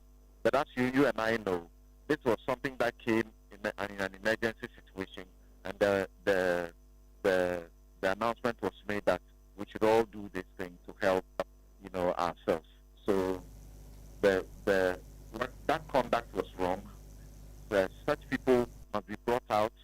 The various persons who are responsible for these people must get them to discipline them and hold them to account. This is not how to conduct yourself in a democracy. So, Samson, to be clear, all these videos that we saw of soldiers making people get off their motorbikes and get out of their cars and clean gutters, all of that was unlawful. Completely unlawful. All right, Samson, thank you very much. But before we go, I've just seen someone has shared with me where the Greater Accra Regional Minister says that she will sack any MCE who allows the construction in waterways. And they ask the question, is this legal? Does she have the power to do so? She will sack an MC. Yes. Who appoints an MC? The president. He nominates and then the assembly does the appointment through election. I don't think the regional minister has that power. But the regional minister, because it's a political appointment, has the power to influence the fate of that particular officer. But she clearly doesn't have the power to dismiss an MC. All right, Samson, thank you very much for joining us this morning. We know you're very busy, so enjoy the rest of your day. Thank you. So that's Samson Ladi Anyanini, host of Newsfile and a private legal practitioner. So for those of you who asked the question, that's your answer.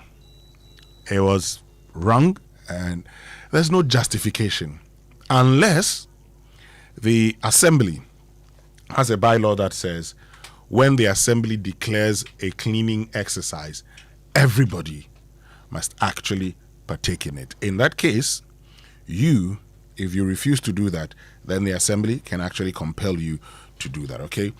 But Kojo, before we, even get into picking the cause, let's listen to Kofi Bentil's full argument on communal cleanup exercises, and then we'll activate the phone lines. even when you look at it, I can see where the problem is. Where do you dump? And I remember I was having a discussion with some people many years ago, and I said, look, it is clear to us that Accra, we used to be dumping waste 25 years ago around the Wager area, where there was a quarry and we filled it and it filled up. Now we are dumping it in the wetlands. Accra is filled up. You can't have a landfill in Accra. You know where we built the last landfill in Accra? On the Kole Lagoon. They built a mountain in the middle of the city, okay, there. That's irresponsible, and that's the government. It's clear that there's no space in Accra. When you look towards the east, around Tema area, there is no space there. When you look towards the west, there is no space there. When you look towards the north, the mountains, the Buri area, there may be spaces there. Nobody, they call it not in my backyard syndrome. Nobody wants that. But this is where government comes in and uses what they call eminent domain. Somewhere around that area, you can find a place which is totally off,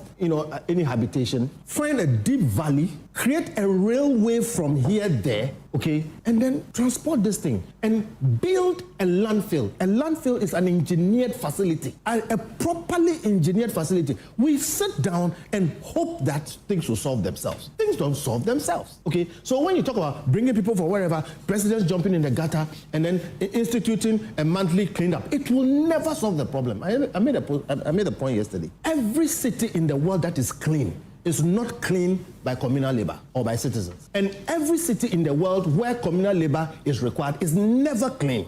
Okay? So why have we done the same thing for 30 years, ended up in the situation where we are in, and still pretend that jumping around into doing communal labor? Enforcing the law has become difficult, so that's why do we have leaders? Again, I said, look, somebody many years ago, through thinking, took a hat out of somebody's chest, opened another person's chest, put the hat there, sewed it, put it together, and the person walked. And we can't dig gutters or get rid of rubbish. It cannot be impossible in a country where there's so much unemployment to find people, supervise them to clean rubbish and create an engineered landfill, put a railway to it and do it. People think it's difficult, okay? But the fact is, the option, not doing it, is catastrophic. And like I said, we've spent not less than $300 million in the last 20, 30 years. It is not the money we don't have. That's Kofi Bentel on Newsfile, Kojo.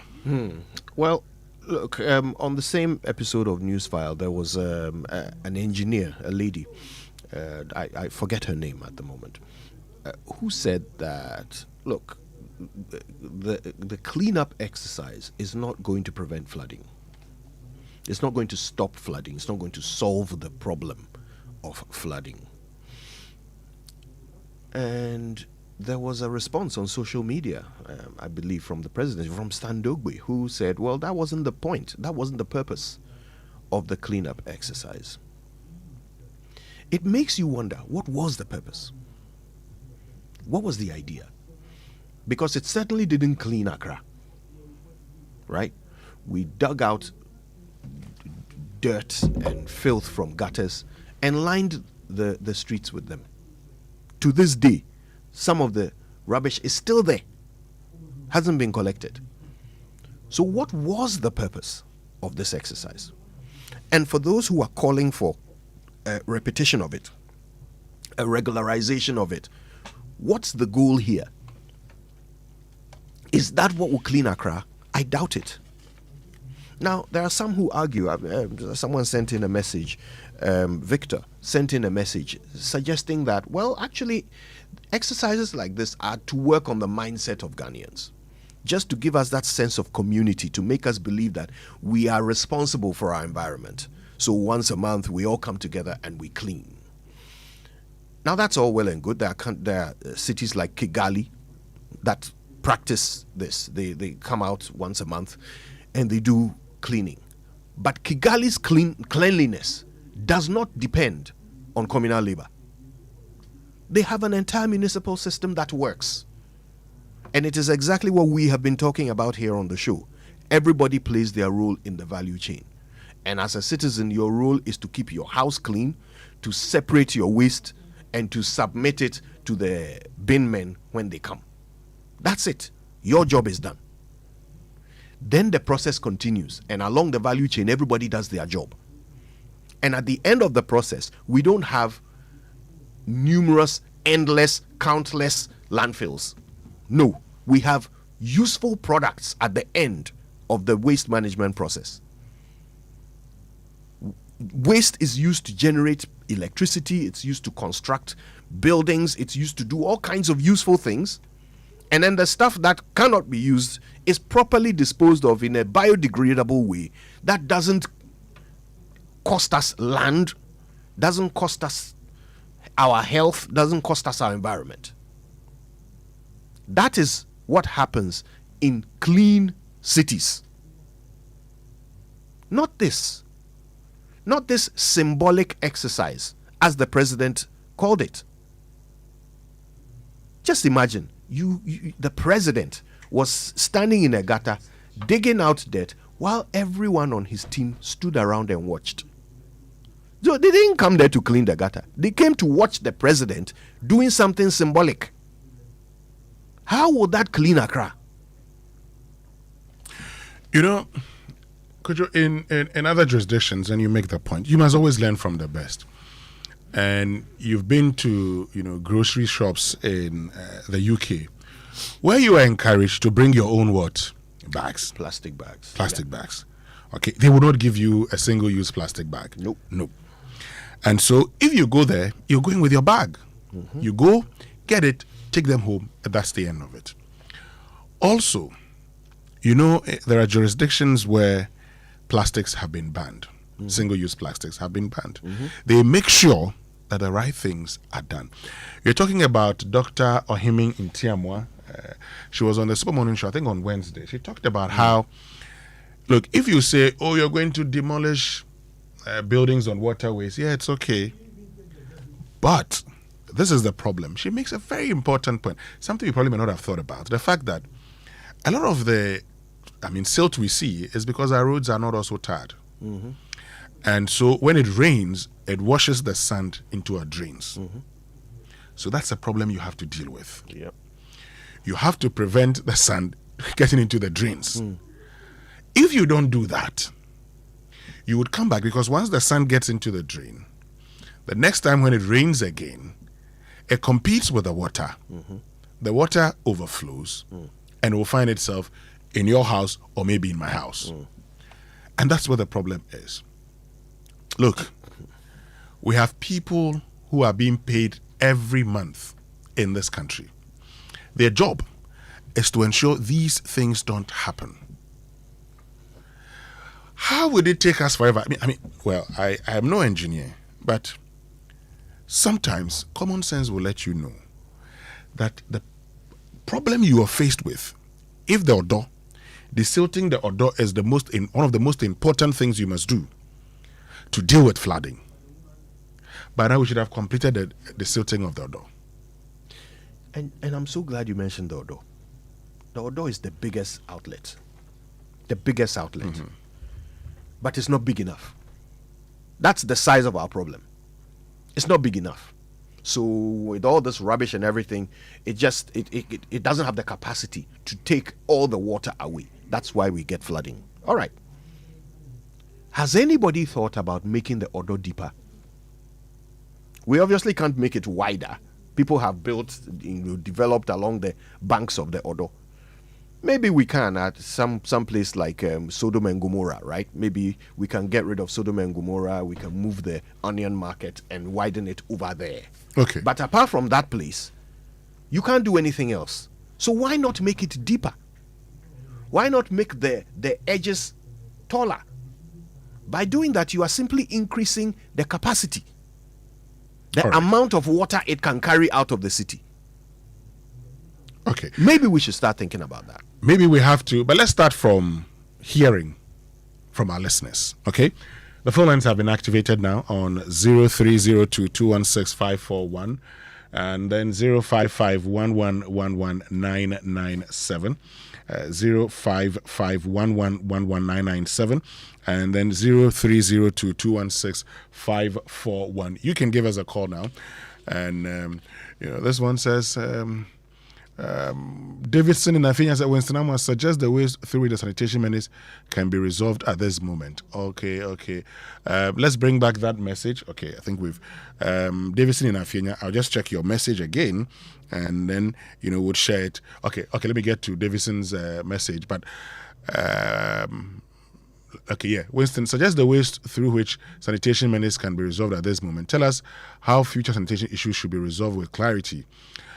Plenty talk on air without any tangible suggestion on how the issue could be resolved. You guys are the problem. Okay, Davison, thank you very much. But as you've just heard, we've also made suggestions. And it would be nice if you also suggest how we can deal with it, Davison. Okay? Okay, so the phone lines have been activated now. Let's get onto the phone lines now. And Parkour in Ashoman has joined us. Hello, good morning. Hello, good morning.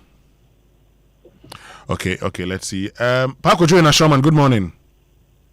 Good morning, Winston, Kojo. Yes, Kojo. How are you good? We're fine. We believe you're fine too. How can I be fine when you have a stomachache and you have put a plaster on it? Wait, we are free at the year. We are free at the plaster outside. In this 21st century, we are talking about how to dispose of waste in Ghana. Meanwhile, we've done all the complex things science can ever do. When you say they say, don't say, what kind of people are we? If we are implementing policies that will encourage squatters, and here I'm not being unhumanitarian. If you have a city which has given birth to a lot of squatters, people living in containers, people living in kiosks, where do you expect them to dispose of their rubbish? We've institutionalized this, and this is what is actually happening to us. The political authorities are afraid to talk about it because they fear the results. Until we tackle the issues of being honest with ourselves, we'll go nowhere. Have a good morning. Thank you very much, Kojo. Let's go to Ofanko. Kweku, good morning. Good morning, Winston. Yes, Kweku, can you reduce the volume on your radio set? Winston, I'm just calling to make a point I encountered at Sudu during Mohammed's first term. Okay. On the same Saturday cleaning, I was on my way from Accra to now Princess. When I got there, they stopped me. They said they will not allow me that place. I'm not from state, I'm coming from Accra. They still didn't allow. These are some of the things government authorities are doing. Meanwhile, there were police officers there. They would not even talk for the drivers there and all that. Community cleaning is good. But these people abuse it. They abuse it. And they want to have to even when you have pretty tangible reasons. So, like we are all learning, this weekend cleaning is good for our communities, but it will not solve the next problem sanitation. So, this is my take. Thank you. Right. Thank you very, very much, Kweku Fanko. But let's go to Tema and find out from Ni what he thinks about communal cleanup exercises. Ni, good morning. Good morning. Yes, Ni, go ahead and tell us whether you think that it's okay to engage in communal cleanup exercise, or you say we should let the agency, the institutions mandated to ensure better sanitation, handle it. Oh, it's not necessary. You know, I live in Tema. If the assemblies are working well, all these things will not be happening. You know, Chebu Secondary School, recently when there was heavy downpour, the wall broke. All the drains are choked. And then there was a service provider who came to work along the road. So the water even doesn't go to, it goes over the road.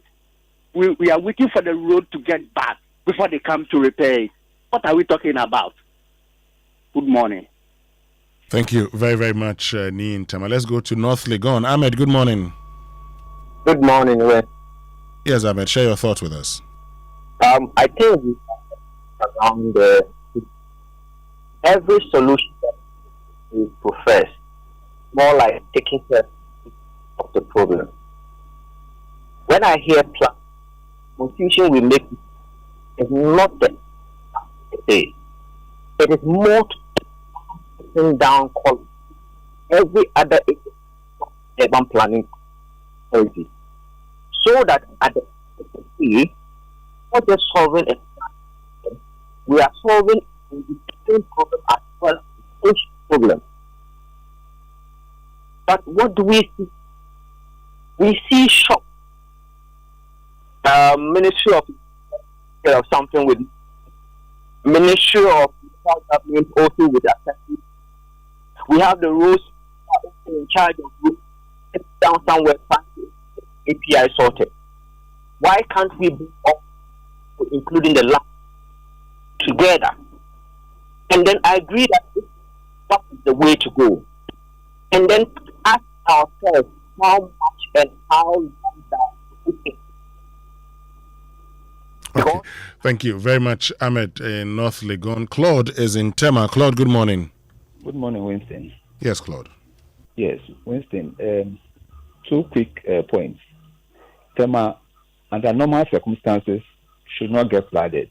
Looking at the way the landscape had been done, sloping into the main drains. The challenge with flooding in Tema is with the Sakumono, the exit of the lagoon into the sea. Some years back, when Tema flooded, they realized that that channel was smaller, so the road was opened up. The channel under the road was opened up. I'm sure that place is tilted, and I'm wondering why our land developers cannot realize that that place is tilted, and that is why Tema is flooding now. The second one is Accra, just behind ICGC on the Kolibu Road. Look at the slum that is with cattle, camels, scrap dealers. You ask yourself, where would the water pass into the sea? You come to the timber market, the sawdust, they are dumping into the other exit of the Koli Lagoon into the sea. If that channel is cleared, I think the problem of flooding in Accra will solve. Alajo drainage and Odona is not the problem. The timber market behind ICGC, those people should be cleared. Thank you very much. Thank you very, very much, Claude in Tema, for joining us. Let's go to Kumasi. Nana Kweku, good morning. Good morning. How are you guys? God is still taking care of us. How about you? It's been a long time since I called the radio station. Sure.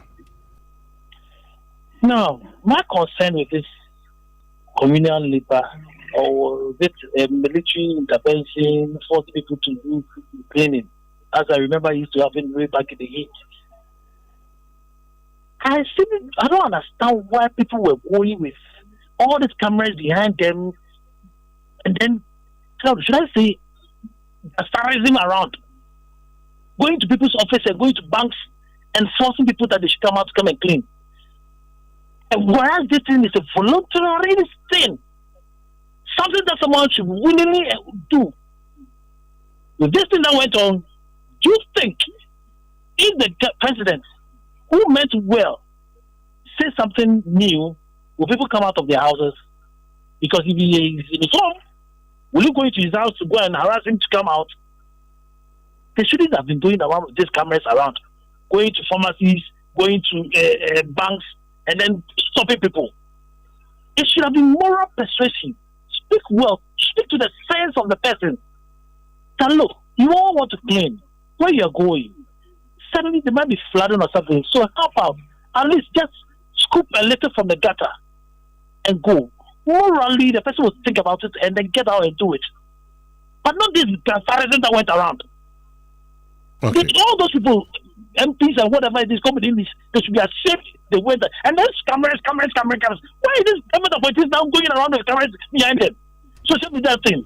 Thank you very much, Nana Kwekwe in Kumasi. Let's get to Odoko, where Antia will be our last caller for now. Antia, good morning.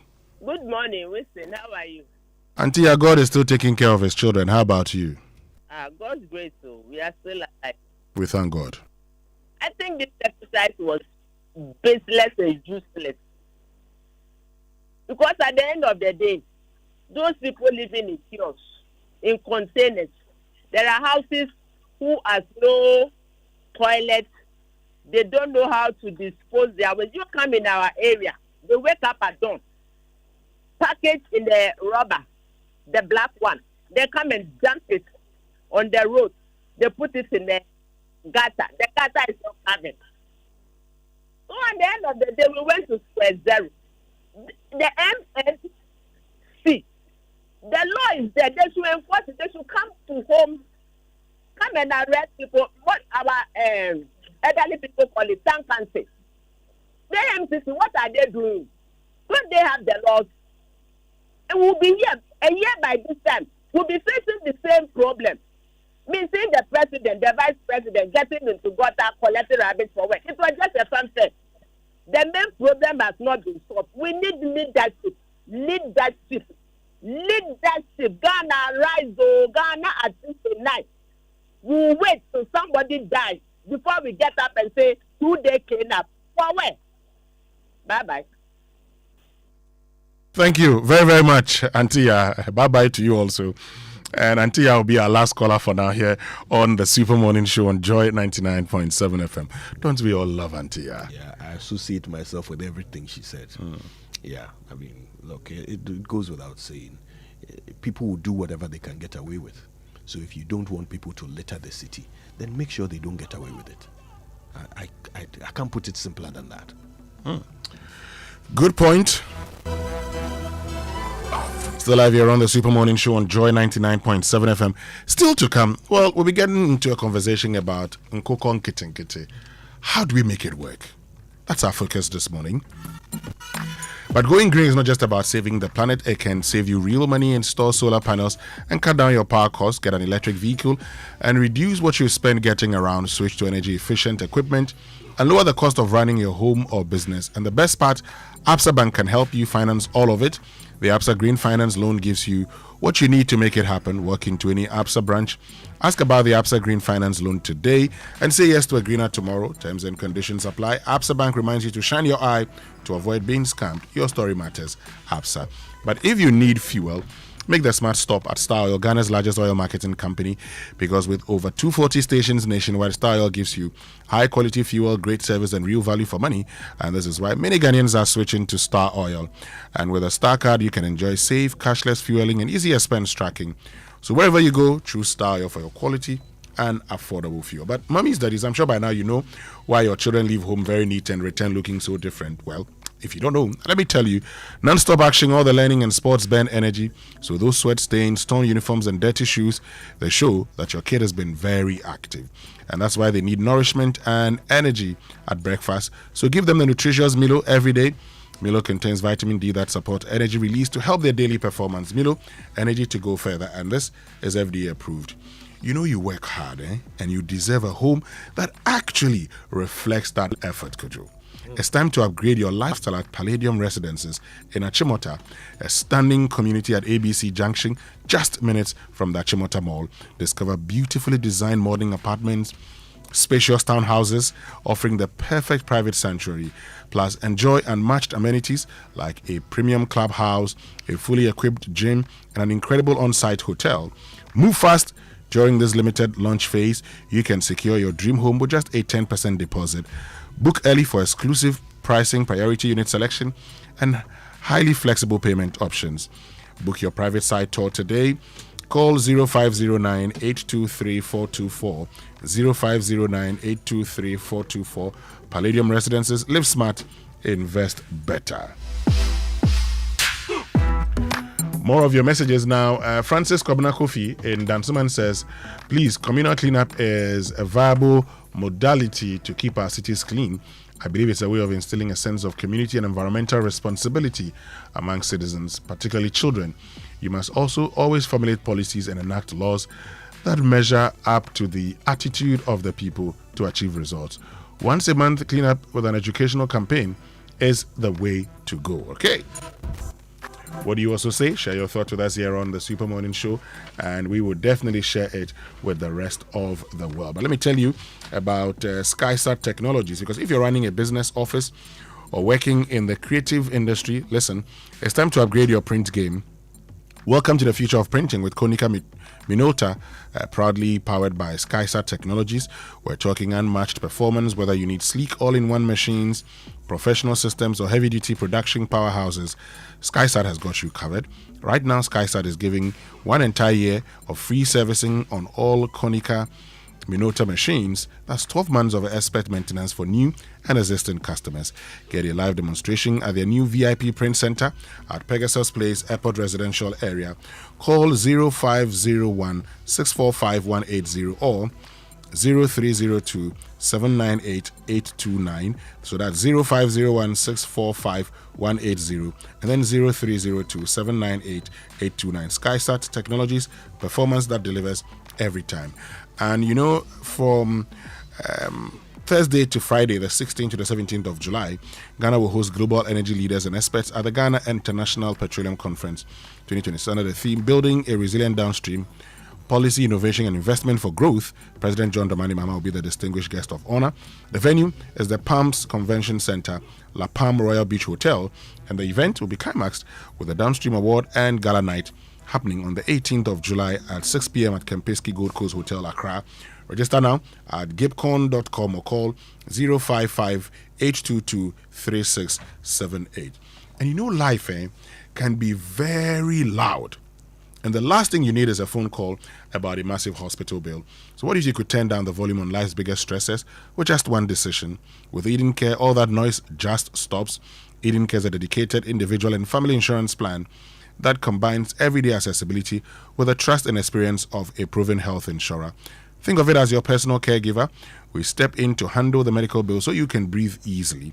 When the world gets loud, Eden Care provides a garden of peace and the best health cover when things get hard. Don't wait for the noise to drown you out. Choose a policy that lets you enjoy real care. So reach out right now at edencare.acacia@myenterprisegroup.io and choose Eden Care today. Eden Care is brought to you by Acacia Health. So what does it take to build a financial system that is secure, innovative, resilient, and ready for the future? As technology evolves, cyber threats grow more sophisticated, and digital finance reshapes economies, the question is no longer whether we must adapt, but whether we are building the right financial architecture for tomorrow. Join the National Banking College in partnership with Sika Financial Group at the Financial Architecture Summit 2026. Hear from the Governor of the Bank of Ghana, the Minister for Communication, Digital Technology and Innovation, and other industry leaders. Explore cybersecurity, digital finance, artificial intelligence, fintech, innovation, financial inclusion, risk management, and sustainable growth. As on the 15th of July 2026 at the La Palm Royal Beach Hotel, Accra. Call 0248-362786 or 0244-210229 to participate or sponsor. Don't just witness the future. Help architect it. Still live here on the Spur Morning Show on Joy 99.7 FM. Stay with us. When we return after these messages, we're going to get into a conversation about how we can make Nkoko Nkitinkiti work for the betterment of our country. In one district. So the demand for more courts to be open became more loud. To the extent that CJ recently,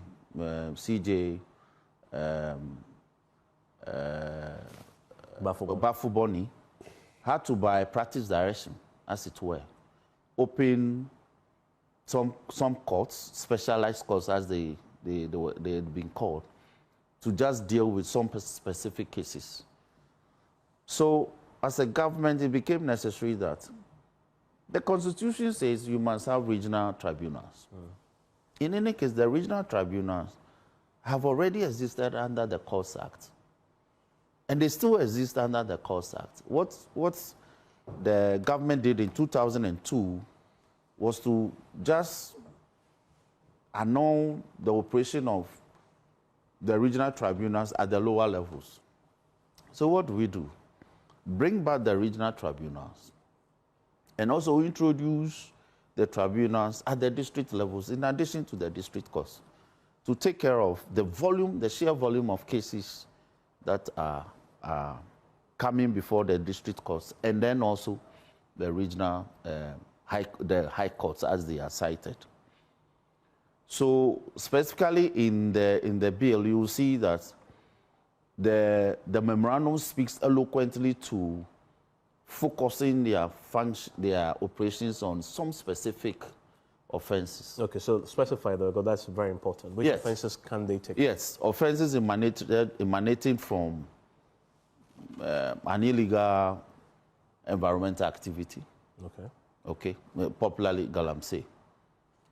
The cry has been that the regular courts are unable to deal with it or to expressly handle the issues. And people are are interested in the express delivery or handling of the matter.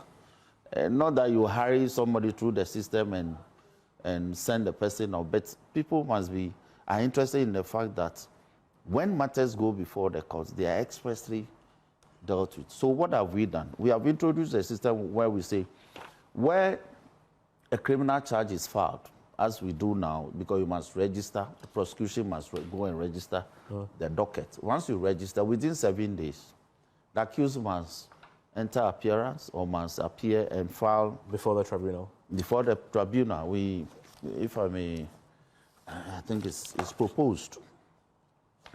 If I can speak to it quickly. So the schedule,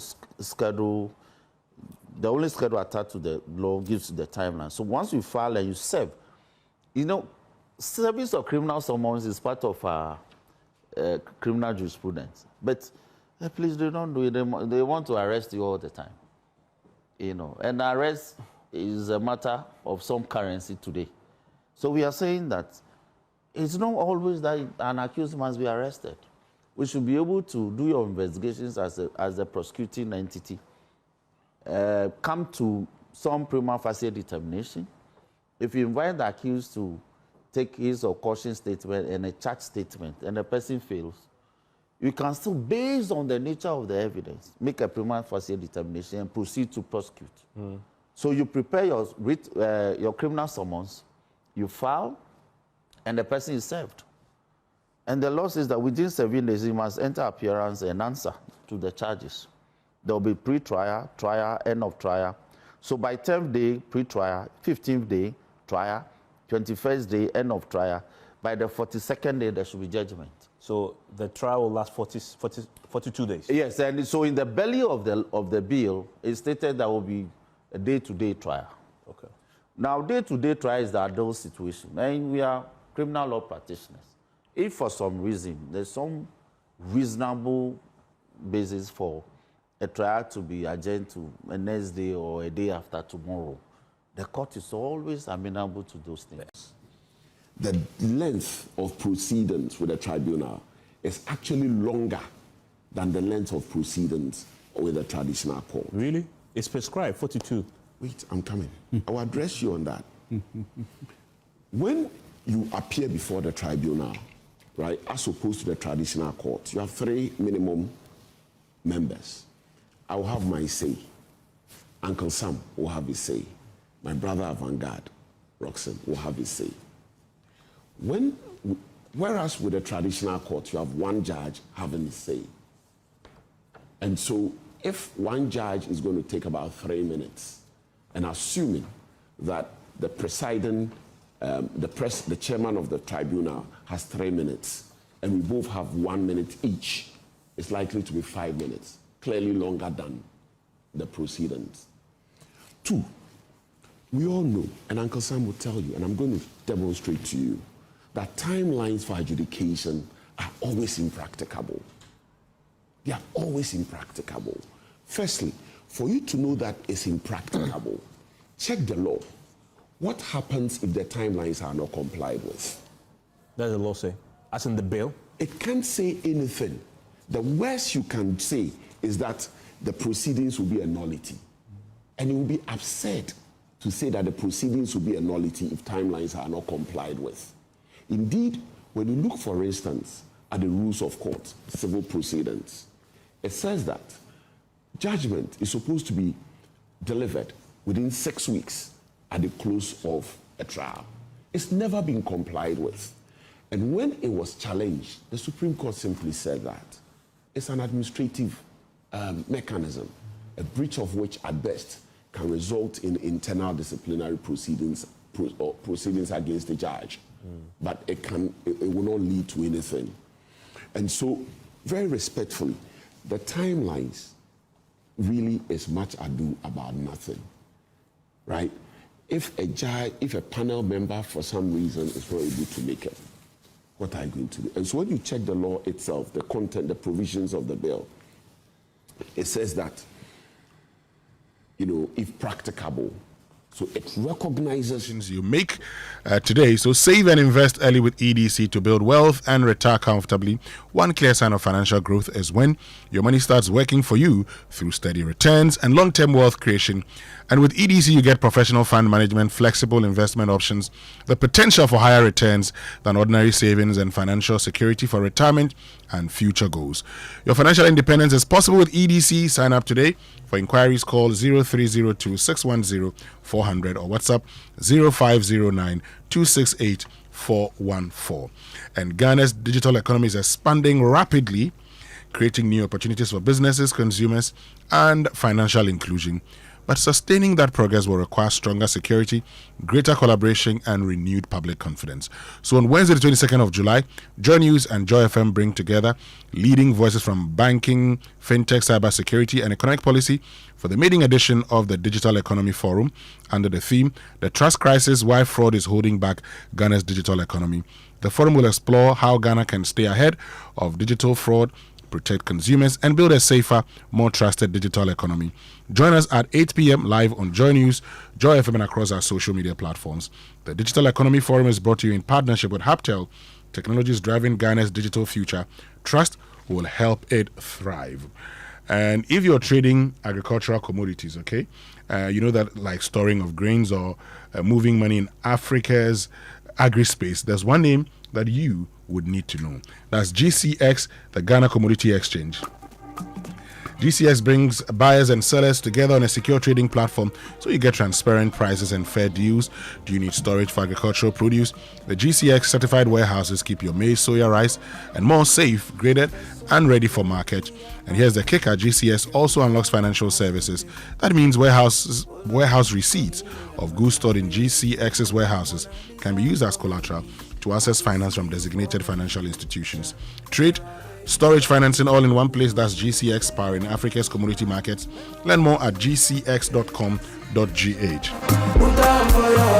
And the Ghana Revenue Authority wishes to remind all withholding tax agents, including VAT withholding agents appointed by the Commissioner General, that withholding taxes must be paid to the Domestic Tax Revenue Division of the Ghana Revenue Authority by the 15th of every month, and withholding taxes for June 2026 will therefore be due by Wednesday, 15th July 2026. Withholding taxes, including withholding on VAT deducted from suppliers operating the VAT standard rate, employment, payment for the supply or use of goods, payment for the supply of any works, and payment for the supply of services, and all others withheld taxes for June 2026 are due by Wednesday, 15th July 2026. They may also submit hard and soft copies of schedules indicating gross amount, the tax deducted, names of taxpayers, and the tax identification number of the Ghana card PIN from whom the taxes were withheld. Please note that failure to pay tax by a due date attracts an interest of 125% of the statutory rate compounded monthly on the outstanding tax. Kindly get in touch with us by email on info@gra.gov.gh or call toll-free number 0800 900 110 or by WhatsApp on 055 299 0000 and 0200 63166. GRA Ghana first. Know your taxes, pay your taxes, and let's build Ghana together. Signed by the Commissioner General. So, look, we've been talking about Nkoko, Nkitinkiti, and here, listen to the Minister of Food and Agriculture, Eric Nkoko, make the point, because we're going to be speaking to the former national chairman of the Ghana National Association of Poultry Farmers, Victor Oponje, shortly. But first, listen to the Food and Agric Minister. Mr. Chairman, these are some of the stories. Now, the difficulty we had with some of the regions, especially in the eastern region, some of the farmers who benefited called me and said, Honorable, our birds are ready. We are not getting the market. And I said, oh, look, we can find some market for you. So we spoke to some of the processors. Some of them had to move cars from Accra to some of the regions to go and buy the birds. But there are also stories that we can also share. Some also decided to kill and eat all. In fact, they were even sending me videos that, Honorable, we are eating everything. But this is not meant for that immediate consumption. We just wanted people to rear them, sell, and reinvest so that it becomes Honorable Minister, that's businesses. the trending story, that they are eating the birds.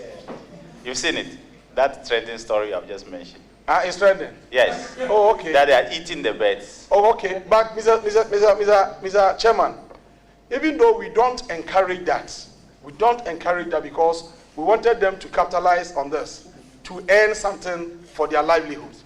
If that is what they have decided to do, at the national level in aggregation, it also helps.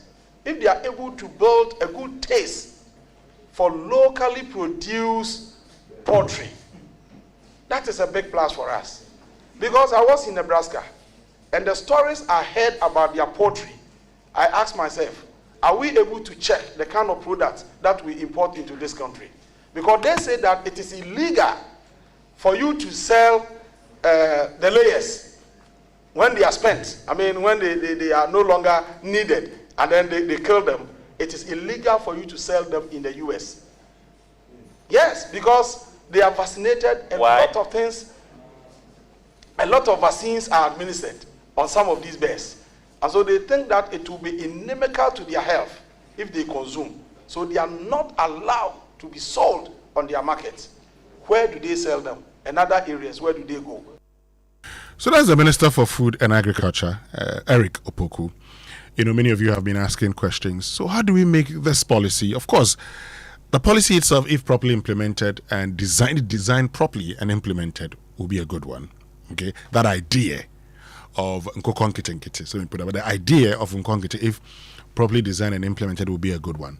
So Victor Opoje is a former national chairman of the Ghana National Association of Poultry Farmers, and he's joined us because I know he presented a paper on this particular policy. Victor, good morning, and thank you very much for joining us. Good morning. So Victor, let's do it this way because of our time. Okay. We know what has become of the policy. How do we make it work? What should be done? Can you come back? I'm asking, how do we make the Nkoko nkitnkiti work? What should be done to make the policy work? What should we do differently? Right. Thank you very much. I think in the first place, the ministry erred because whatever they did, there was no consultation with the poultry fraternity. The association leadership, they wrote several letters to the ministry, but they were not given audience to discuss. So I am of the view that if we have met, at least we could have contributed to the development of this concept. I know the concept is very good, but in the implementation has been very bad. So the first thing was to meet with the association to listen to them, their views, before we can collaborate to come out with a good policy for this concept. Okay, so let's say that hasn't been done. Now, what do we do? Beyond the consultation, how must the implementation go? Well, I think it's not too late. We can do that. The second thing, what was the goal of the government or the ministry? Because whatever you are doing, you must set a goal. Are you using that to create jobs or what? Well, it was supposed to create jobs, first of all. So yes, create jobs for these people and also reduce our poultry imports. Yes, but I would say that the whole thing was a fiasco. But we can still do something about it. I think poultry is all about the feed. So before you come out with any policy, we have to look at how you are going to do it. If you are not able to get enough feed for the birds, you are going to have a challenge. Because I know most of the farmers who are having the birds, feed were not given to them. So proper planning was very important. We need to plan who are going to take the birds. How are we going to feed them? And after that, how is the market going to be? We have to look at all these things. Because the minister was saying that in Eastern region, after production, they were not able to sell. because they did not do the proper feasibility about the marketing. We have to do all these things before we come out with a bill. Okay. Well, Victor Poinje, this is just the beginning of the conversation. We definitely would come back to you again for more on this. Thank you very, very much for joining us this morning. He is a former national chairman of the Ghana National Association of Poultry Farmers.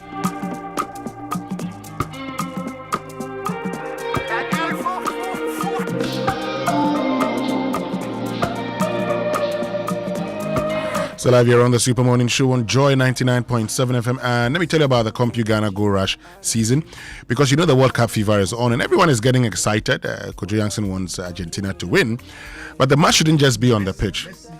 But if Argentina progresses and wins, then Messi would win the Ballon d'Or. Okay, if they don't win it, forget it. Golden Boots or Ballon d'Or? As for the Golden Boots, he can win it because he's in the semi-finals. So he has 2 more matches. If he scores goals, why not? Look. The match shouldn't just be on the pitch, okay? You can bring the stadium experience home. This is the time to buy your crystal clear TVs, sound bars, home theater, smartphones, laptops, projectors, and more at unbeatable prices. Remember, this isn't just a discount sale. It's your chance to win a 100-inch 4K smart TV, cash, laptops, phones, and other amazing prizes when you spend 1,000 Ghana cedis or more. Rush to any CompuGhana showroom or shop online at CompuGhana.com. Call 0302 752020 or WhatsApp 0243 143143. CompuGhana Go Rush season, the ultimate football experience. But look, I love a crime, but sometimes you just need a break from the city chaos.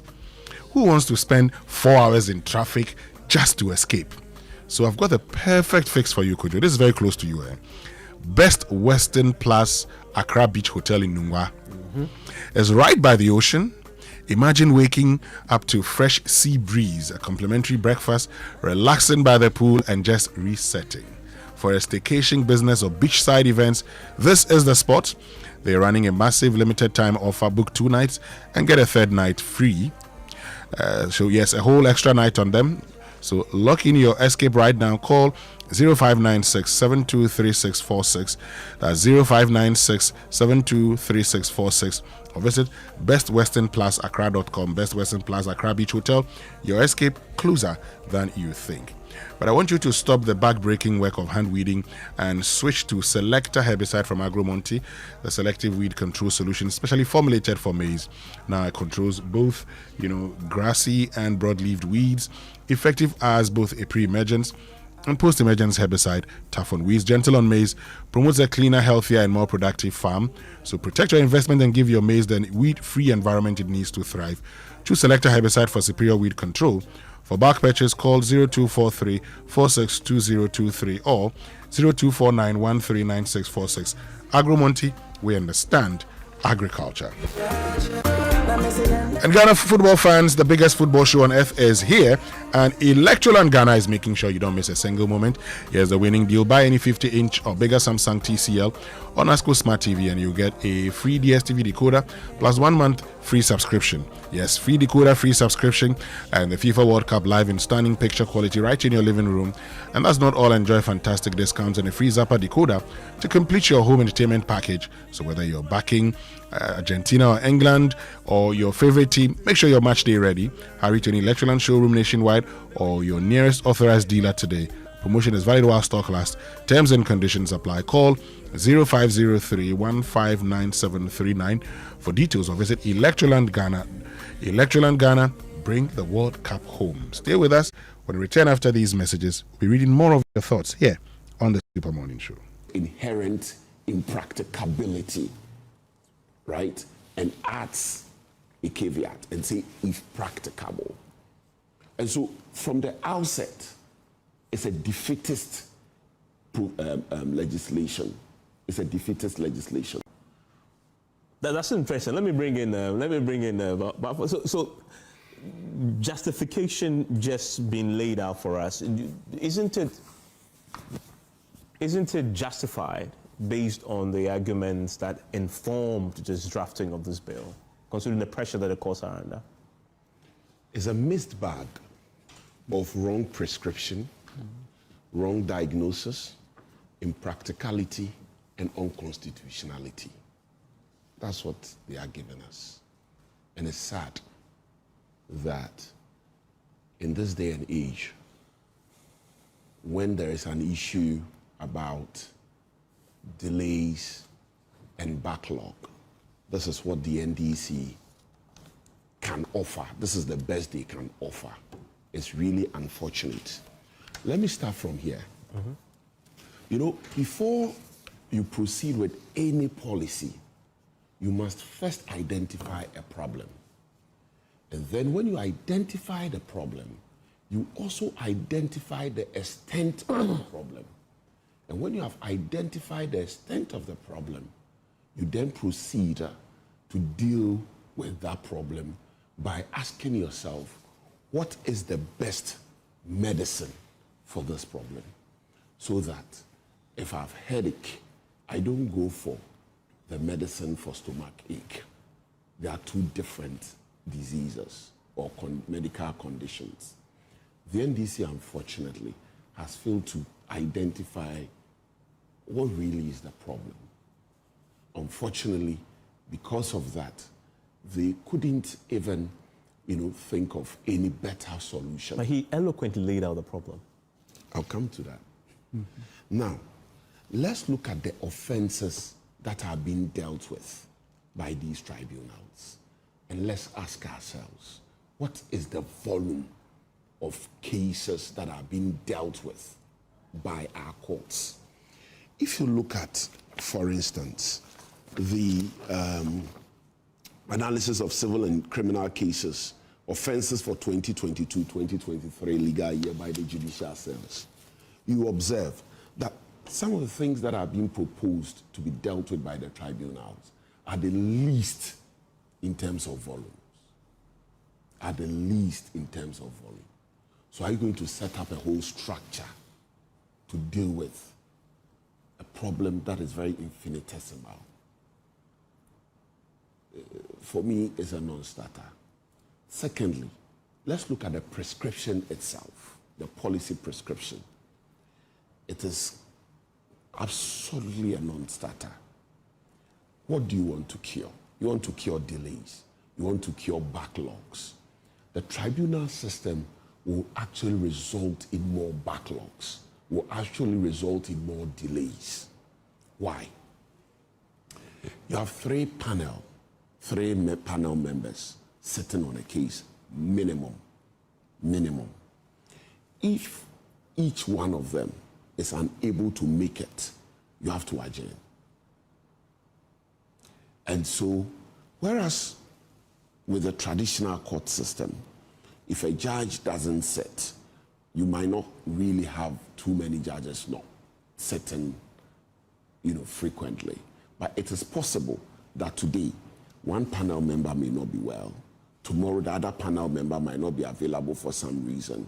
And so you are likely to have more delays with the tribunal. Uncle Sam, that point, is the minority justified in their fear that this could be a abused, if you look at our history? We have been seeing history recently where, what's his name, district chief executives or other people in political positions are making an arrangement for people to be locked up, not granted bail, or sometimes such excessive bail. I mean, some of them, you can't even understand it. So many millions of bail. So that's a fear. It's a genuine fear. But is the tribunal system peculiar in its propensity to be abused in terms of this witch hunt? In the past, it has been. Okay.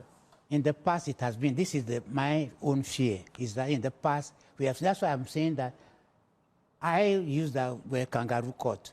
But I have realized that I'm not the only person. In fact, I was even reading a book written by a pharmacy professor, Ghanaian pharmacy professor, who is actually in the US, who has actually used that word also in her book about the kangaroo court. So I'm not the one inventing it. But what I am trying to say is that there is a problem. The problem is the congestion in the court system. The question is, have we actually researched it to find out what the reason is? Why is it that there are congestion? But the Today's a very special birthday shout out to Ni Ajeti Badu, aka DJ Masonic, the deputy head teacher of Sakmono School Complex 2 JHS. This is from your head teacher, the staff, and the entire learners. May this new chapter be your best yet. Have a wonderful celebration. Yeah, Kojo's name is DJ Masonic. Right? It is shocking. DJ Masonic. But look, with the MTN at 30 promo, every call, every text, every browse, every Momo transaction, every connection to home fiber, and every activity on the My MTN app earns you points towards amazing rewards, including 9 brand new Toyota Land Cruiser Prados, over 10 million Ghana cedis in cash prizes, and unforgettable experiences just for you. Because every move counts, dial *530# or use My MTN app to participate now. And let's stay connected everywhere you go. MTN at 30 promo, make every move count. Terms and conditions apply. Hey, but you know what? Missed passes, bad refereeing decisions. We all feel the heat when our team drops points. Yeah. During the World Cup, Charlie. Today, Spain, France. But you know, parents, while we stress over football, what's the game plan for your kids at home? Don't let their grades suffer. Ensure a straight win this academic season with curriculum-aligned textbooks and interactive tools from Pegasus Publishing. From preschool to senior high school, we have the exact tactical formation they need to ace their classes. So because it's World Cup season, Pegasus is giving a massive 20% off every single book. Parents, don't drop points. Call 0595 010 175, 0595 010